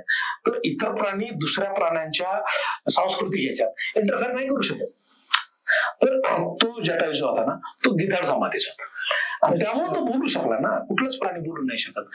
चार्ल्स डार्विनची टोटल सिद्धांतच हुकला असता जर त्यांनी याला जर ग्राह्य म्हणायचे. म्हणजे मी आत्ताच्या सायंटिफिक सिद्धांत आणि वाल्मिकी रामायण याच्या मधला अभ्यास करून मी ठरवलं की एक जेनेटिकली काय शक्य आहे किंवा खरंच काय होऊ शकतं. आणि विशेष म्हणजे वाल्मिकी रामायण असेल किंवा तुलसी रामायण असेल, यांच्यातलं तुलसी रामायणातलं यांच्यातलं काही जर थोडंफार आपण सिनेमॅटिक काढून टाकलं तर जीवन जगण्यासाठी जे नतीमूल्य आणि जे इथिक्स आपण म्हणतो, ज्याला मॉरल्स म्हणतो, हे वाल्मिकी रामायणाने खूप सुंदर पद्धतीने मांडले. पण त्याचं हे असं भाकड कथासारखं वर्णन केल्यामुळं त्याच्यातला जो मूळ गाभ आहे याचा मॉरल्सचा, तो गाभा मागं पडतो ना, की त्यांना नेमकं काय समजायचं. त्याच्यावर असू शकतं की इतक्या वेगवेगळ्या जमाती असून सुद्धा एकत्र येऊन लढल्या, हा एक चांगला मेसेज आहे ना. पण आपण त्याच्यातच अडकलो. तर वाल्मिकीने जे ओरिजिनल फिलॉसॉफी किंवा ओरिजिनल मॉरल्स सांगितलेत मानवजातीसाठी, मी त्या अँगलनी बघायचा प्रयत्न केला. सर, पण ह्या सगळ्या मॉरल्सचा आणि एथिक्सचा अभ्यास करून रामावर जर आपण पुस्तक लिहिलं असतं तर ते जास्त प्रसिद्ध झालं असतं. निश्चित प्रसिद्ध झालं असतं. आणि उलट रावणाला जर एवढा सपोर्ट मिळतोय किंवा रावण लोक एवढं वाचतायत, तर एखाद्या लेखकाने रामावर सुद्धा लिहायला पाहिजे. तर तुम्हीच काय लिहित नाही रामावर? खरं सांगू का, मला बरेच जणांना असं वाटतं की अरे रावण म्हणजे काहीतरी निगेटिव्ह आहे, राम यांनीच लिहायला पाहिजे. म्हणजे 2-3 महाराज तर रावण खूप आवडलं, ते मला म्हणले सर राम तुम्हीच लिहायला पाहिजे. तर राम निश्चित मी लिहिल, पण रावण लिहिताना मला बरंच काही सापडलं होतं. अच्छा. म्हणजे बरंच काही विषय सापडले होते की मी तुम्हाला काय म्हणलं की अशा विषयावर मगाशीच म्हणलंय की जो गॅप आहे त्याच्यावर मी लिहिणार आहे. तर मी ज्यावेळेस राम लिहायचा विचार करतो तर मला माहिती आहे रामावर 40-50 पुस्तक आहे. रामावर रामकथा सांगणाऱ्यांची फौज आहे. म्हणजे राम समजून सांगणाऱ्यांची संख्या खूप आहे. त्याच्यावर खूप पुस्तक आहेत. त्याच्यावर मी लिहिलं तर माझं चलल का, हा पण माझ्यात एक विचार येतो. पण सध्या माझ्या डोक्यात एक मी काय गॅप आहे, कोणत्या विषयावर लिखाण राहिले तर मला त्यात विषय दिसले की मला त्याच्यात इडापिडा ठरवते बळीचं राज्य येऊ दे, त्या बळीवर पुस्तक नाहीये हे मला दिसले. तो इथला राजा होता, शेतकऱ्यांचा राजा होता, तर मी तो हातात घेतला. मला एक दिसलं की महादेवावर एक पुस्तक नाहीये, महादेवावर पुस्तक नाहीये की जे फॅक्टवर असेल. तर मी महादेव माझ्या डोक्यात आहे. तर लहान मुलांसाठी काही लिहिता येईल का, बाल साहित्य. कारण माझी मुलं लहान असल्यामुळे माझ्या डोक्यात येते की मुलांसाठी काही मला लिहिता येईल का. तर मी आता माझं बळी पुस्तक संपतंय, तर मी त्या लहान मुलांसाठी प्रतिज्ञा नावाचं पुस्तक डोक्यात आहे माझ्या आता. तर की भारत माझा देश आहे, मग भारत म्हणजे नेमकं काय, याला माझाच देश का म्हणलंय. तर राष्ट्रप्रेमावर एक पुस्तक डोक्यात आहे. पण हे 4-5 पुस्तक झाले, मला लक्षात आलं समज काही वर्षात 4-5 वर्षात की रामावर एक चांगलं पुस्तक होऊ शकतं मार्केटमध्ये नाहीये. कारण की मी थोडा आंतरप्रेनर पण आहे. ऑफकोर्स तो विचार करणार की आपलं पुस्तक चालेल का नाही. तर महादेवाची कृपा राहिली तर राम पण माझ्याकडून लिहिले जाईल. आम्ही सगळे वाट बघू सर. 100%. सर, रामायणाची बरीच व्हर्जन्स आहेत. सो काही व्हर्जन्स मध्ये खूप वेगवेगळ्या स्टोरीज ऐकायला मिळतात की रावण आणि सीता वडील मुलीचं नातं होतं, रावणाची मंदिरं आहेत दक्षिणेमध्ये. सो याच्याबद्दल तुमचा काय अभ्यास आहे? सगळ्यात महत्वाचं काय की रामायणामधला जो मूळ खलनायक म्हणजे जगातला सगळ्यात मोठा खलनायक कोण असतो तर तो रावण आहे. बरोबर. असं त्याला पोर्ट्रेट केलेलं. आणि बऱ्याच जणांना असं वाटतं की रावण म्हणजे लंकेतला आहे ना, त्याचा भारताशी काय संबंध आहे. आपला वाटतं तसं आहे की श्रीलंका एक सेपरेट देश झाला, पण त्यावेळेस ते भारतीय उपखंड होता, त्यामुळे तो आपलाच संस्कृतीतला आहे. मग आपल्या संस्कृतीतला आहे तर मग याचे काही भारतात एव्हिडन्स आहेत का, इथून मी सुरुवात केली ती सर्चिंग की नेमका त्याचा जन्म कुठं झाला. त्याचा मृत्यू तर सगळ्यांना माहिती लंकेत झाला, पण त्याचा जन्म कुठं झाला, तो राहिला कुठं. मग हे सगळं मी ज्यावेळेस रिव्हर्स कॅल्क्युलेशन मध्ये शोधायला लागलो होतो पुस्तकासाठी, तर मला असं कळालं की रावणाचा जन्म हा दिल्ली जवळ झालेला आहे. इंटरेस्टिंग. काय नाव, बिसरक नावाचं गाव आता नोएडामध्ये येतं. बर. आताचं जे नोएडा आहे तर नोएडाच्या मध्ये बिसरक नावाचं गाव आहे छोटं. बर. आणि त्या बिसरक म्हणजे आता नाही का आपले पुण्याच्या आसपासचे खेडे जसे शहरात आले असं ते नोएडाच्या आत आले. आणि मग मी म्हणलं ते बिसरक मला सापडलं पुराणांमध्ये की बिसरक नावाचं एक गाव. मग मी त्याचं गुगलवर इकडे तिकडे शोधत गेलो, PDF काढलाय. तर आता तिथं मंदिर आहे रावणाचं. आणि ते रावणाचं मंदिर आहे, तिथं महादेवाचं मंदिर आहे, आणि तिथल्या पुजारी असं म्हणतात की इथं रावणाचा जन्म झाला. मग ही कादंबरी लिहिताना तिथला जो भूभाग आहे गंगा यमुनेच्या शेजारचा, तो कथानकामध्ये घेतला की ते यमुनेच्या, आणि तो म्हणतो पहिल्या कादंबरीच्या पहिल्याच्यात की आम्ही गंगा आणि यमुनेच्या मध्ये कुठतरी राहतो. ते असंच नाही लिहिलेलं आहे. तर त्याच्या पाठीमागं मी नेमकं कोणती जागा आहे तर ती बिसरक. म्हणून तो कादंबरीच्या पहिल्यांदा येते की आम्हाला माहित नव्हतं आम्ही त्रैलोक्यात कुठं राहतो. मला एवढं माहित होतं की आम्ही यमुना आणि गंगेच्या मध्ये कुठतरी आहोत. ते बिसरक नावाचं गाव आहे, तर तिथं आजही मान्यता आहे. त्याचा रेफरन्स वाल्मिकी रामायणात आहे ना, याची ओळ आहे. ती इतकी बारीक आहे की आपण कधी नजरच जात नाही त्याच्या. तर मग मी ते गाव शोधलं. मग तिथं काय आहे का आज, तर तिथं मंदिर आहे. आजही तिथं पुजारी रावणाची रोज पूजा करतात सकाळचं. म्हणजे रावणाचं एवढंच पाहिला दिल्लीत आहे. दुसरा मग म्हणल्यावर ते अजून कुठं आहे, मंदोसी नावाचं गाव आहे मध्य प्रदेश राजस्थान मध्ये. मंदोसी. बर. मंदोसर मंदोसी ते मंदोदरीच्या वडिलांचं मयाचं गाव आहे. मेरठ मंदोदरीच्या वडिलांचं राज्य होतं, त्याला महाराष्ट्र म्हणायचे. महाराष्ट्र म्हणलं आज मंदोसीत काही आहे का. अच्छा. तर आजही तिथं मूर्ती आहे. अजूनही त्या गावातल्या बाया त्या रावणाच्या मूर्ती समोरून ते पदर घेऊन जात नाहीत, ते म्हणतात जावायच्या समोर पदर नसतो काढायचा. आजही तिथं लोकल मध्ये ती पद्धत आहे. मध्य प्रदेश छत्तीसगड मध्ये गौंड नावाची जमात आहे, ते आजही रावणाला देवता म्हणतात, त्याची पूजा करतात. दसऱ्याला ते दुःखद दिवस म्हणतात. भारतभर कित्येक तरी ट्रायबल जमाती रावणाला देव मानतात. त्यांना मुख्य प्रवाहाचा राग येतो, कारण की त्यांना असं वाटतं की ह्या प्रवाहाने आमच्या रावणाला मारलंय.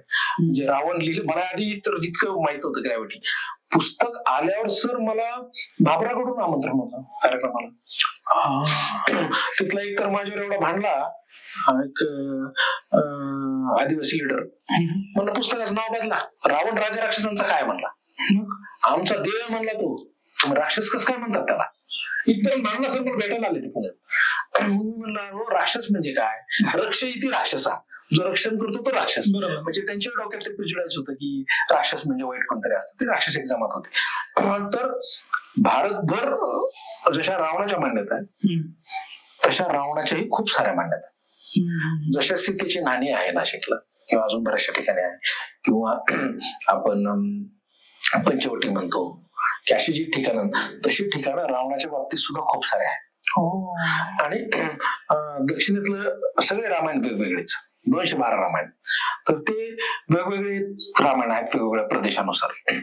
तर दक्षिणेत एक रामायण आहे, त्याचं नाव आहे कंबन नावाचा एक फार विद्वान होऊन गेला, त्यांनी रामायण लिहिलंय, तर त्याला म्हणतात कंबन रामायण. त्याच्यात त्यांनी असं म्हणलंय की सीता ही रावणाची मुलगी होती, आणि ती मुलगी होती त्यामुळे तो तिला घ्यायला गेला. त्याला जे अपहरण म्हणतात ना, तो मुलीला वापस आणण्याचा लढा आहे असं त्यांचं म्हणणं आहे कंबनचं. पण ते मला जवळपास चुकीचं वाटतं, कारण की ते जर असतं तर जावयासमोर राहून झुकलं असतं. कोणी झुकते जावयासमोर, मुलीच्या नवरा हे म्हणलं असतं यार भांडू बिंडू नको, सगळं तुला राहू दे, सगळा देश तुला राहू दे, मुलीला खुश ठेव. मला पटत नाही, कारण की कुणीच जावयासोबत लढणार नाही, कारण की कुठल्याही पुरुषाचं आईवर नाही, पुरुषाचा आईवर नाही, बायकोवर नाही, प्रियसीवर नाही, त्याचं सगळ्यात जास्त प्रेम त्याच्या मुलीवर असतं, आणि ते मुलीसाठी काही करतो. तर जर शूर्पणखेसाठी एवढं करतोय, तर जर ती मुलगी असती तर त्यांनी सगळं देऊन टाकलं असतं, म्हणलं असतं तुझा सगळं तुलाच राहू. ते कंबन रामायण आहे, पण ते मला काय एवढं पटलं नाही. तुम्ही मगाशी म्हणलात की तुम्ही गॅप्स शोधून त्याच्यावर पुस्तकं लिहिता. तुमचं आता येणारं पुस्तक आहे बळी, त्याच्याबद्दल खूप आता उत्सुकता ताणली जाते. सो ते जरा सांगा ना की तुम्हाला नेमकी काय गॅप सापडली आणि तुम्हाला बळीवर पुस्तक लिहावंसं का वाटतंय. सर खरं तर बळीवर पुस्तक लिहायचं नाही का माझ्या डोक्यात नव्हतं आधी, आणि मी ज्यावेळेस रावण लिहित होतो तर मी असा विचार करायचो की कुठलाही कालखंड असेल, कुठलाही कालखंड तुम्ही कादंबरी लिहिता आणि कुठलाही कालखंड असेल तर त्यांना एक हिस्ट्री असणार आहे. बरोबर. म्हणजे मी रावणावर जर लिहितो रावण समजून, तर त्या रावणाला एक हिस्ट्री, म्हणजे राज्यांची हिस्ट्री, रुलरची हिस्ट्री असेल, किंवा इतिहासातून कुणाच तरी आदर्श घेतो. समज आता महाराष्ट्रीयन आहेत आपण आणि मला आयुष्यात काहीतरी करायचे, तर मी माझ्या मागचा कोणतरी आदर्श बघेल. म्हणून मी असं वळून पाहिलं जर तर 16व्या शतकातले छत्रपती शिवाजी महाराज आपल्या सगळ्यांचे आदर्श झाले. बरोबर. मग ते आदर्श का झाले की त्यांच्या आयुष्यात जगण्याची पद्धत असेल, मग त्यांचं मी काय अडॉप्ट करू शकतो किंवा त्यांच्याकडून मी काय शिकू शकतो. तसं मी असं विचार करायचो की रावणाच्या आधी कोणतरी असलं पाहिजे आदर्श. मग मी तसं शोधताना मला कळलं की रावणाच्या आधी एक आदर्श राजा होऊन गेला, तो म्हणजे बळी. अच्छा, ज्याला आपण बळीचं राज्य. आणि मग रावण पुस्तकामध्ये त्यावेळेस डोक्यात नव्हतं बळी लिहिल मी कधी, पण आदर्श राजा म्हणून मी आधी बळी वाचला त्यावेळेस पुस्तक लिहिताना, त्याचा काय आदर्श रावणाने घेतलाय बाबा. तर मग तो शोधताना मी शोधायला लागलो की बळीने असं केलं, बळीने काय काय केलंय. तर त्यात मला टेंटेटिव्ह रावण कादंबरीसाठी सापडलं की आपल्याला त्यांनी नांगरट शिकवली, त्यांनी आपल्याला विभाग पाडून दिले, बळीनी केलेलं आहे. हे आपण जे मेजर फेस्टिवल करतो ना, नवरात्र वगैरे, हा उल्लेख कुठल्या पद्मपुराणात आहे, पद्मात आहे, विष्णूत आहे, 4-5 ठिकाणी, भागवतात आहे. मग मी असा विचार करायला की मग त्यांनी काय काय केलंय, मग त्यांनी सण लावून दिले, आपल्याला सण चालू करून दिले, मकर संक्रांत चालू करून दिली, नवरात्र चालू केले, पोळा चालू करून दिला, आणि मग आदर्श राजा ही कल्पना बळीची. म्हणजे भागवत पुराणात असं म्हणलं की विष्णू सुद्धा म्हणतो की अरे इतकं आदर्श राजा कोण असा होता, बळी. मग तुकाराम महाराजांनी त्यांच्यावर ओव्या लिहिलेल्या आहेत, सगळ्या वेगळं महात्मा फुलेंनी लिहिलं, आणि भागवतात त्यांच्या बळीच्या विरोधात असं काही जरी दैत्य राजा म्हणून घेतला असेल तर त्याचं कौतुकच केलेलं आहे. म्हणून एवढं कौतुक केलेला राजा, त्याच्यावर कादंबरी पाहिजे. आणि मग मी त्यांचं शोधायला लागलो एक एक गणे. बळीराजावर अजून एकही कादंबरी नाही. विशेष म्हणजे ती बळीच्या नावाने मेजर फेस्टिवल आहेत सर. दिवाळी हा बळीचा सण आहे, इडापिडा टळू दे बळीचा राज्य येऊ दे म्हणतात. म्हणजे तुम्ही बघा, असा राजा ज्याच्यासाठी दिवाळी साजरी होती, अशा राजाच्यासाठी ओणम केरळमध्ये साजरा होतो, अशा राजाच्यासाठी पोंगल साजरा होतो, अशा राजाच्यासाठी बिहू साजरा होतो.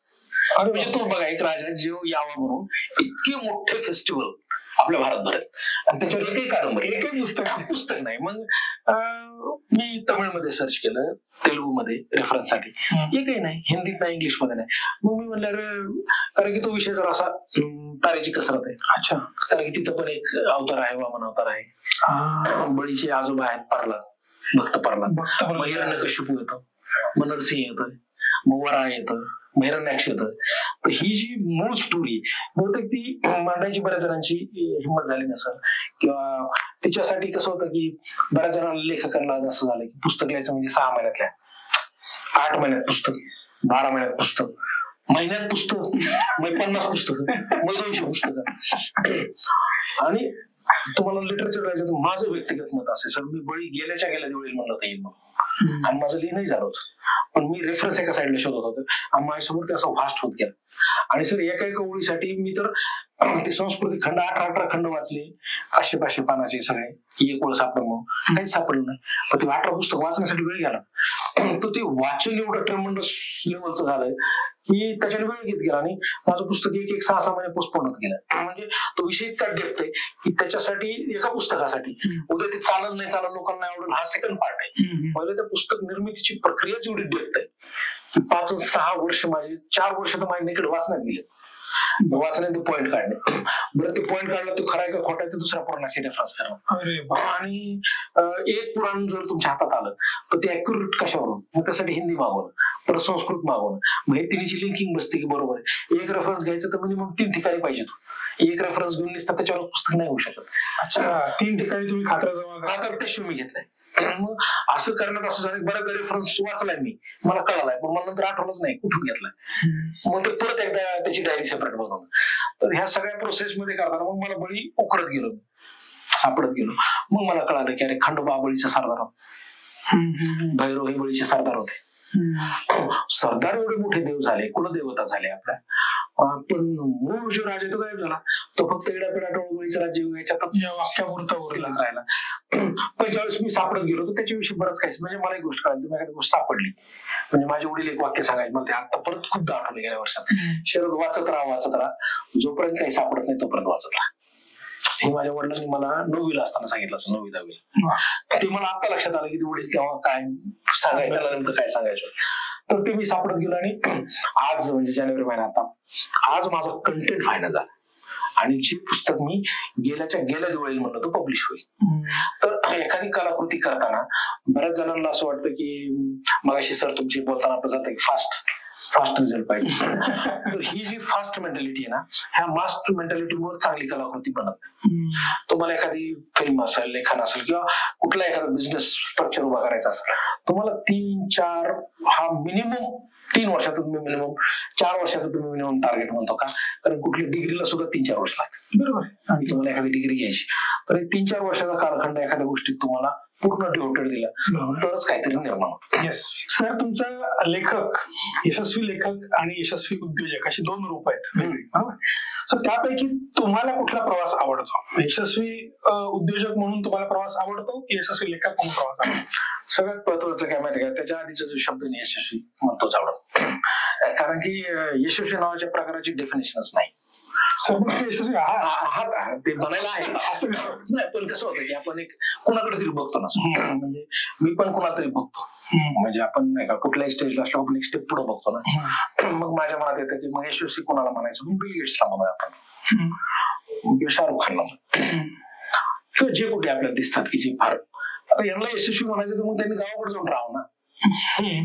यू अचीव ऑल, तो सक्सेसफुल आहे, तरी पण ते डेली प्रॅक्टिस मध्ये. म्हणजे यशस्वी असणं म्हणजे तुम्ही डेली प्रॅक्टिस मध्ये आहात.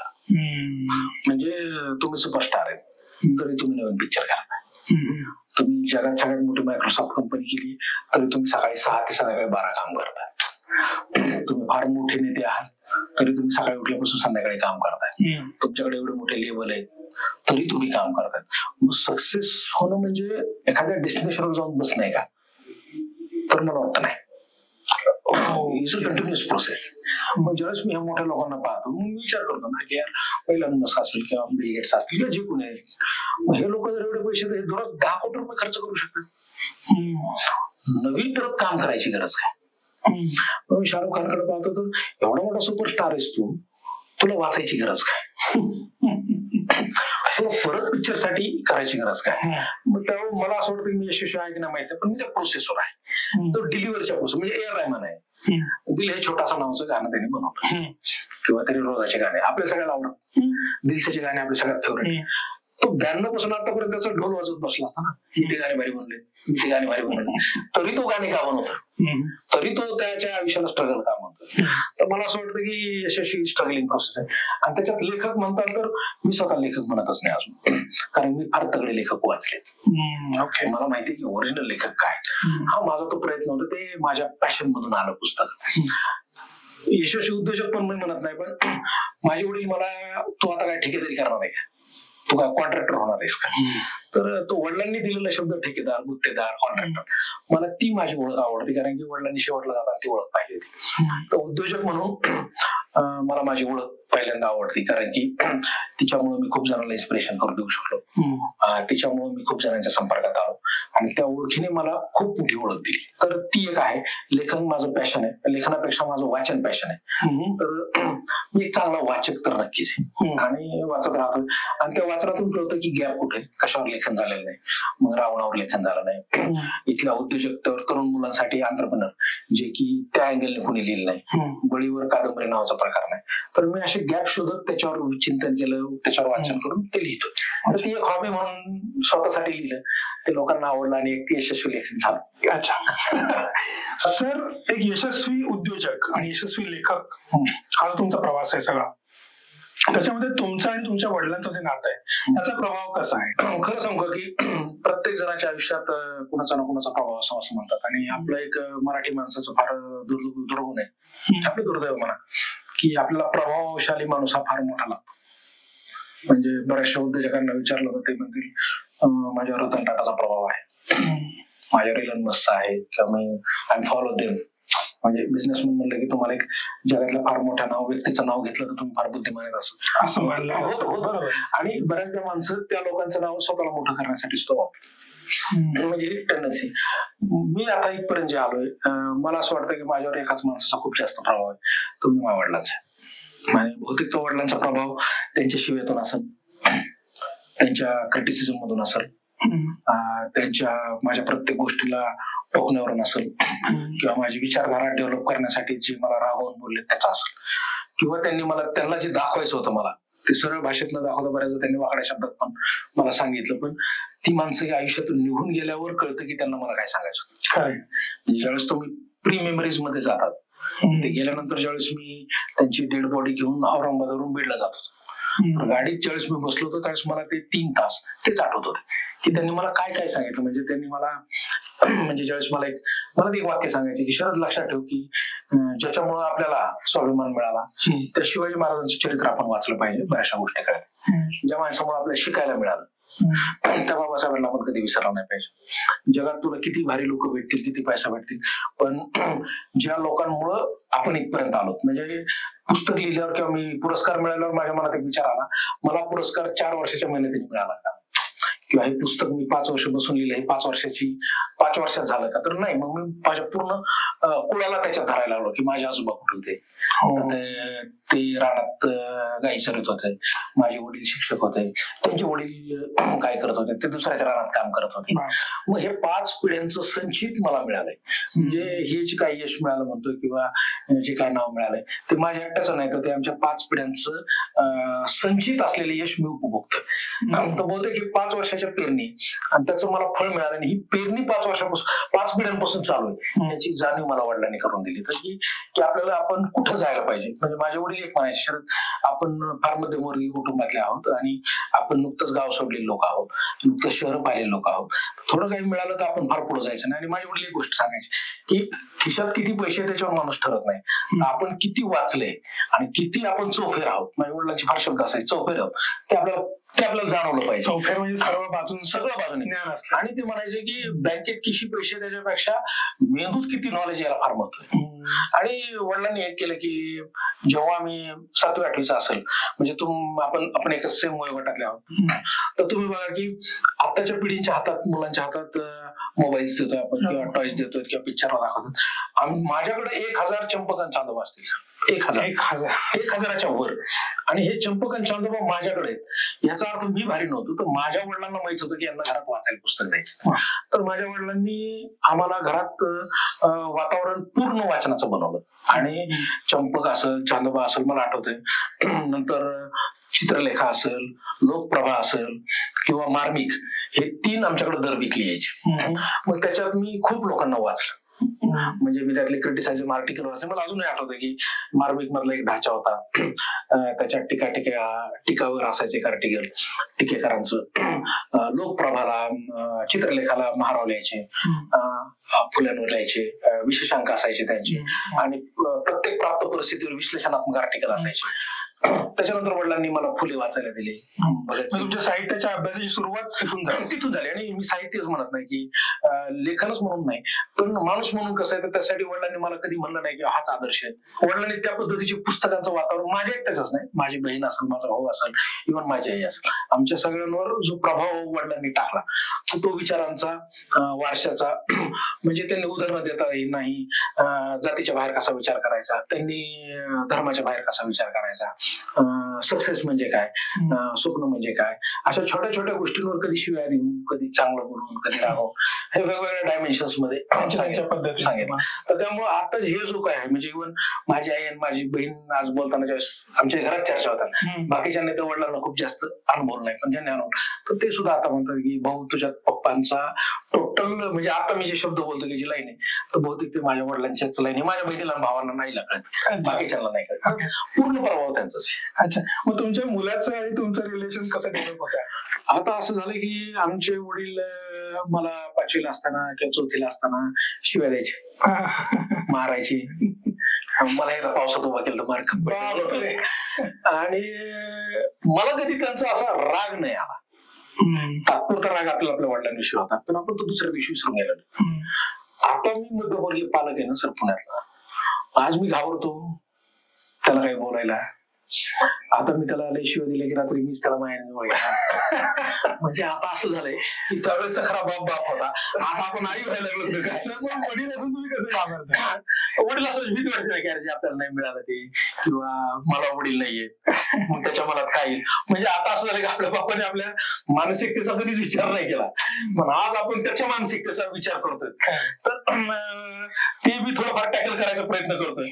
पण ही पिढीच बदलली आहे सर, की मी तर म्हणतो की आपल्या बापाचीच पिढी होती, आता हे आपल्यासारखे मध्यमवर्गीय सगळे बापाची आई व्हायला, आणि तो एक सायलेंट बदल व्हायला.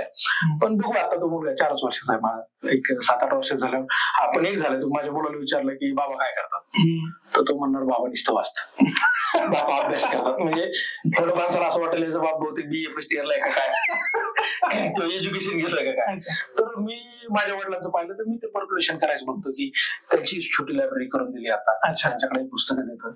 तर जे वडिलांनी सिस्टम लावली आहे थोडीफार माझ्यात जी मला दिसली, थोडीफार मी ती लावायचा प्रयत्न करतो. मग तुम्ही त्यांना वेळ कसा देता, मुलांना किंवा घरच्या मुलांना? खरं सांगू का, बिझी शेड्यूल मधनं कसा वेळ काढता? मुलांना खरं सांगू का की मुलांना आणि घरच्यांना, आईला सुद्धा, बहिणीला सुद्धा, भावाला सुद्धा आता वेळ देणं होत नाही. म्हणजे फॅक्ट आहे की नाही मी वेळ काढतो अशातला भाग नाही, वेळ देणं होत नाही. बऱ्याचदा ते मी गेल्यावर झोपलेले असते. पण कसं आहे की मी म्हणलं त्याला वेळ द्यायचा आपल्याला, पण लय बोलू नाही कोणाबद्दल, पण मी अजून रमाकांत आचरेकर झालेलं नाही. बरेच जण म्हणजे मी अजून गुरु झालेलो नाही, मी अजून ओके. म्हणजे त्याचं उदाहरण असं आहे की साधारण आहे बघा की आपण एका मेंटॅलिटी 35 क्रॉस केला की माझा मुलगा टॉप करतोय, माझा मुलगा आता जिम्नॅस्टिक मध्ये, माझा मुलगा छान डान्स करतो. असे माझे बरेचसे मित्र, आमचे समूह मित्र गप्पामध्ये त्या गप्पा असतात. प्रॉब्लेम असं झाला की त्यांनी सरेंडर केले स्वप्नांविषयी. म्हणजे त्यांनी त्यांचे जॉब असेल किंवा बिझनेस असेल, आणि त्यांनी सगळे स्वप्न लादलेत मुलांवर. माझा प्रॉब्लेम असा झाला की अजून माझे स्वप्न माझ्यासोबतच आहेत, मी अजून काही लादलेले आहे आणि त्यामुळे मी पिचवर आहे अजून सचिन म्हणून. आणि मी अजून संघर्ष करतोय. तर वेळ देणं होतं आणि सगळ्यात महत्वाचं की बायको असेल, आई असेल, भाऊ असेल, बहीण असेल किंवा मुलं असतील, त्यांनी ऍक्सेप्ट केले आता की हा रिझल्ट ओरिएंटेड आहे. म्हणजे घरच्यांना राग कधी येतो तुम्ही वेळ देत नाही म्हणलं की तुमचं बाहेर पण काही दिसेना, तुम्ही रिझल्ट ओरिएंटेड पण नाहीये आणि तुम्ही बिझी पण आहे. सगळ्यात घाण ती सिच्युएशन असते. तर याला असं दिसतंय की हा जातोय कुठंतरी, हा कुठं कार्यक्रमाला जातोय, लोकांना मार्गदर्शन करतोय, रात्री लिहितोय, काम पण करतोय, इतरांना मोटिवेट पण करतोय. तर यांना काम दिसतंय, ते तर काम दिसतोय म्हणून ते सगळे म्हणतात इट्स ओके थोडं थांबू. आणि मुलांना वेळ म्हणतात तर मी ठरवलंय की आता म्हणजे दिवाळी असेल, आता तर दिवाळीत पण कार्यक्रम येईल, दिवाळी असेल, उन्हाळ्यात सुट्ट्या असेल, तर पर्टिक्युलर त्यावेळेस देतो. आणि वेळ देणं म्हणजे आता ती मला एक कळत नाही की ही एक नवीन फॅडच आलाय, तुम्ही कसं काय वेळ देता किंवा वेळ देता, वेळ म्हणजे ती भूलच येत ना, रोजच असतं सगळे उठलं दिसणार. त्यामुळे असा वितर वेळ काही देत नाही. पण हे आता महानगरीय कॉस्मोपॉलिटन सिटीत वेळ देणं हा एक प्रकार आहे. मला असं वाटतं आपण वेळ देत असतो आणि बोलत असतो, तर ती काय फार मोठा टास्क नाहीये. त्याला मोठा टास्क समजला तर मला वाटतं कुठतरी गडबड आहे, आपल्याच गडबड आहे. तर वेळ देणं असतंच आहे, बोलणं असतंच आहे. तर ते मला कसं वेगळा टास्क वाटत नाही. सर आता शेवटाकडे जाताना मला एकच विचारायचं होतं, तुम्ही तुमचं पुस्तक छापण्यासाठी प्रकाशन संस्था काढलीत, पण मग आता या व्यवसायामध्ये तुम्ही म्हणता ना मी गॅप शोधून काम करतो, तर मग भविष्यामध्ये या व्यवसायातील गॅप शोधून तुम्ही काम करणार की पारंपरिक पद्धतीने हा व्यवसाय करणार? खरं तर न्यू इरा पब्लिकेशन हाऊस नावाची संस्था आहे, ती राहिली एका पुस्तकासाठी, ते म्हणजे रावण राजा राक्षसांचं. नंतर मला कळालं की मास्टर गेले असणार की ज्यांना नवीन आहेत आणि कुठला लेखन बॅकग्राऊंड नसेल, तर अशा मुलांना आपण शोधलं पाहिजे, त्यांना आपल्यापर्यंत येण्याची वाट नाही बघायची. तर आणि काय काय गॅप आहेत त्या विषयावर कोण विचार करताय, काय करायचं याचा अभ्यास करत राहील. आतापर्यंत जवळपास एक महाराष्ट्रात 60 नवीन लेखक उभा केले आपण. नवीन लेखक उभा केले, पुस्तकांसाठी मार्केटिंग नावाचा प्रकार वापरला. बुक मार्केटिंग आधी लिटरेचर मध्ये होत नव्हते, ते लिटरेचर केली, नवीन लेखकांना इस्टॅब्लिश करतात आणि येणाऱ्या काळात मराठी लिटरेचर इंग्लिश हिंदी सोबतच इतर रिजनल लँग्वेज मध्ये नेण्याचा माझा प्लॅन आहे. पण एक म्हणजे मी हसून एका ठिकाणी आता म्हणलं होतं ऑफिसमध्येच असंच गप्पा मारताना किस्सा सांगतो, मला एकदम म्हणून सर काय पुढे काय करायचं आता. म्हणलं माहिती काय, माणूस फार नालायक असतो, बहुतेक मी ते एक सर्कल पूर्ण करणार. तर म्हणलं कोणतं सर्कल म्हणलं मी आधी झालो लेखक, पण मला वाटलं मला 10% रॉयल्टी मिळेल, मग 10% रॉयल्टी मग पब्लिशरला किती मिळते, तर पब्लिशरला 10 मिळते. ठीक आहे, मग मी लेखक लिहिलं तर मला वाटलं अरे लिहिलंय मी आणि पब्लिशरला 10% मिळायला लागले. मी पब्लिशर झालो तर 10+10 बरोबर 20% माझे झाले. मग मी पब्लिकेशन हाऊस टाकलं. पब्लिकेशन हाऊस टाकल्यावर मला कळलं अरे मी एक पब्लिशर आहे आणि सगळ्या लेखकांचे दालन ते मला पुरे ना दुसऱ्या लेखकांची, त्याच्यावर दुसऱ्या लेखकावर लय खर्च करावा लागतो. ते प्रॉफिट 2-3% वर जाय ना, ते दिसताना दिसते 10, पण इतर खर्चात आपल्यापेक्षा जास्त तो प्रिंटर कमवतोय. मी एक लेखक आहे, मी पब्लिशर टाकलं, माझ्याकडे 10 लेखक आहे आणि मी जर प्रकाशक झालो, मी जर प्रिंटर झालो तर माझ्याकडे 10 प्रकाशक येतील. खरे पैसे तर प्रिंटर कमवतोय म्हणलं, पब्लिशरला काय राहत आहे, तर भविष्यात बहुतेक मी प्रिंटर होईल. प्रिंटर झाल्यावर मला काय वाटत अरे यार मी तर काहीच पैसे कमवत नाही, खरे पैसे तर कागदावाला कमवतोय. मी एवढं छापतोय, एवढे मशिनरी सांभाळा, मेंटेनन्स करा, माझ्याकडे मस्त 10 प्रकाशक आले जातात, कोणी यांना सांभाळा, त्यांचे डेडलाईन पाळा, हे पाळा, किती हॅडॅकचं काम आहे. माझ्यापेक्षा जास्त पैसे तर तो कागदवाला सप्लायर कमवतो, मला सगळ्यात जास्त पैसे त्याला द्यावा लागतात. मग म्हणलं यार आता आपण कागदाची एजन्सी घेऊ. कागदाची एजन्सी घेतल्यावर मला असं वाटतं की त्या कागदाला पाहून मला असं वाटेल की अरे कागद खराब जर झाला, त्याच्यावर धूळ पडली, त्याच्यावर पाणी पडलं तर कागद खराब झाला, 0 झाला. कागद खराब नाही व्हायला पाहिजे, म्हणून मी त्या कागदाची काळजी घ्यायला. आणि त्यावेळेस मला पहिल्यांदा बहुतेक रिअलाइज होईल की खरी किंमत त्या कोऱ्या कागदाला आहे, लेखकांनी त्याला लिहून खराब करू नये. बहुतेक एक सर्कल आहे. तर बघू येणाऱ्या काळात मी प्रिंटर तर नाही होणार. माझाच बिझनेस मी एक्सपांड करणार आहे आणि सगळ्यात महत्वाचं आहे की पब्लिकेशन हाऊस हे माझं बिझनेस नाही. ओके. पब्लिकेशन हाऊस हे माझं पॅशन आहे. पुस्तकातून पैसे कमवावेत असं माझ्या डोक्यात नाही. पुस्तकातली जी इन्कम कंपनी म्हणून होत आहे आता, आम्ही ते मॅक्झिमम सोशलवर टाकतो. आम्ही नवीन लेखकांच्या पुस्तकाला पैसे टाकतो, आम्ही त्याच्याकडून पैसे घेत नाही, आम्ही मार्केटिंगवर टाकतो. आमचा एक मित्र स्वप्नील कोलते जो वारला, ज्याने मुकद्दर नावाचं पुस्तक लिहिलं होतं, पहिलंच पुस्तक. आणि आपल्याकडं 90% लेखक हे त्यांचं पहिलंच पुस्तक असतं आयुष्यात, फर्स्ट टाइमरच आहे.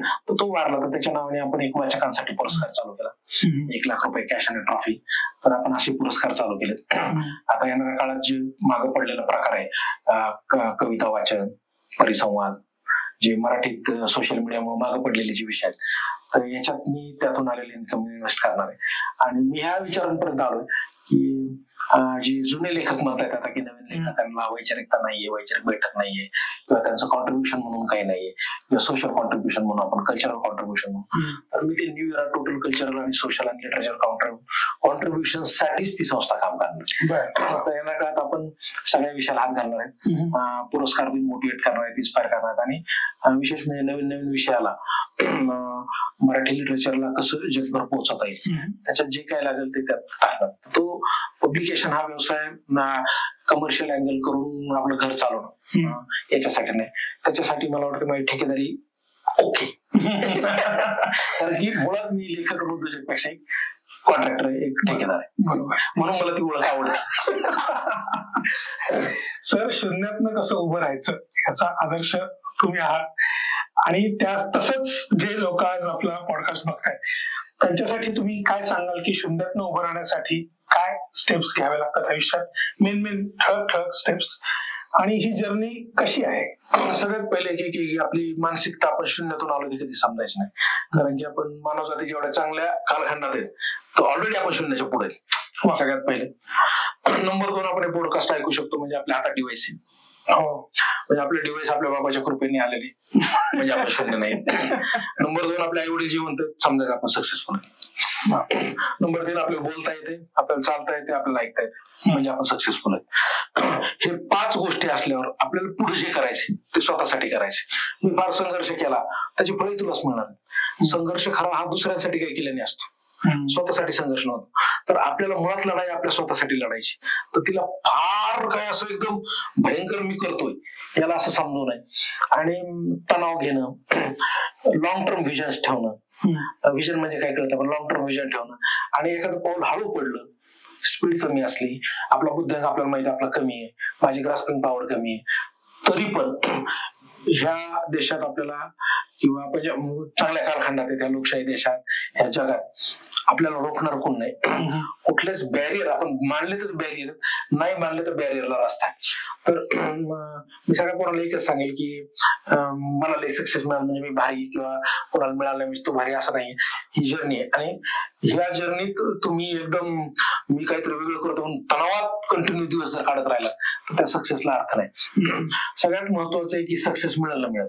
सगळ्यात महत्वाचं आहे आपल्याला जगता आलं पाहिजे, आणि जगण्यासाठी आपल्याला हसता आलं पाहिजे. तर आपल्या अपयशावर पण हसता आलं पाहिजे, आणि आपल्या यशावर सुद्धा हसता आलं पाहिजे. सगळ्यात वाईट काय असं, अपयश पोचवणं सोपं आहे, यश पोचवणं लय अवघड आहे. तर फार कमी वयात तुम्हाला यश नसेल मिळालं तर समजा तुम्ही सक्सेसफुल आहेत. तर कारण की ही जर्नी फार हळूहळू जावी, नाही का. आपलं गवत सर पावसात उगवत, वडाचं झाड लगेच उभं राहत नाही. तर आपण ठरवून घ्यायचं की आपल्याला आयुष्यात एक वड जर व्हायचं असेल, आणि आपल्याला आपल्या पारंब्या सोडायचे असतात, त्याच्यासाठी वेळच लागणार आहे. त्यामुळे कुठलीही घाईमध्ये फार इंथुजियास्टिक लवकर होणं, आणि फार लवकर डिप्रेशन ज्याला आपण म्हणू, किंवा फार लवकर नैराश्यात जाणं, तर मला वाटते ते चुकीचं आहे. आणि आपल्याकडे काय कमी आहे याच्यापेक्षा आपल्याकडे काय आहे याच्यावर जास्त जर फोकस केला तर चांगलं येईल. बहुतेक मला सकारात्मक विचार म्हणतात, पॉझिटिव्ह राहा, हसत राहा, अपयश येत राहणार. वा, सर लवकर तुमची पुढची पुस्तकं येऊ, आम्ही सगळे वाट बघतोय. नक्की. सगळ्यांनी रावण वाचा आणि रावणापेक्षा आंतरप्रिनर वाचा. आंतरप्रिनर पण वाचा, रावण पण वाचा, आणि आता जे बळी येणार आहे ते तर वाचाच वाचा. थँक्यू सर, खूप खूप धन्यवाद. आणि तुमच्या व्हॉट्सअपला माझ्याकडून खूप शुभेच्छा. कारण मराठीत जरी असला तरी मी सांगितलं यांचा फॉलो इतका सुंदर होता. मगाशी बोलताना म्हणलं अशा पद्धतीचं काम जर केलं, फास्ट जर नाही मिळालं तर निश्चित तुमचं चॅनल येणाऱ्या काळात खूप जणांना मार्गदर्शक आणि दिशादर्शक राहील की असं काम केलं पाहिजे. Thank you sir. सो हा पॉडकास्ट तुम्हाला कसा वाटला? एक यशस्वी उद्योजक, एक लेखक आणि एक मोटिवेशनल स्पीकर अशा बहुआयामी व्यक्तिमत्वाला आज आपण भेटलो. मला तर खूप मजा आली हा पॉडकास्ट ऐकून. तुम्हाला कसा वाटलाय कमेंट्स मध्ये जरूर सांगा. आणि हो, शरद तांदळे सरांनी कुठल्या विषयावर पुस्तकं लिहिली पाहिजेत हेही आम्हाला कमेंट्स मध्ये जरूर सांगा. आम्ही त्यांच्यापर्यंत ते पोहोचवू. आणि असेच इंटरेस्टिंग पॉडकास्ट बघण्यासाठी आमच्या वॉच स्टुडिओच्या युट्यूब चॅनलला जरूर सबस्क्राईब करा. आणि तोपर्यंत बघत राहा व्हॉट्सअप.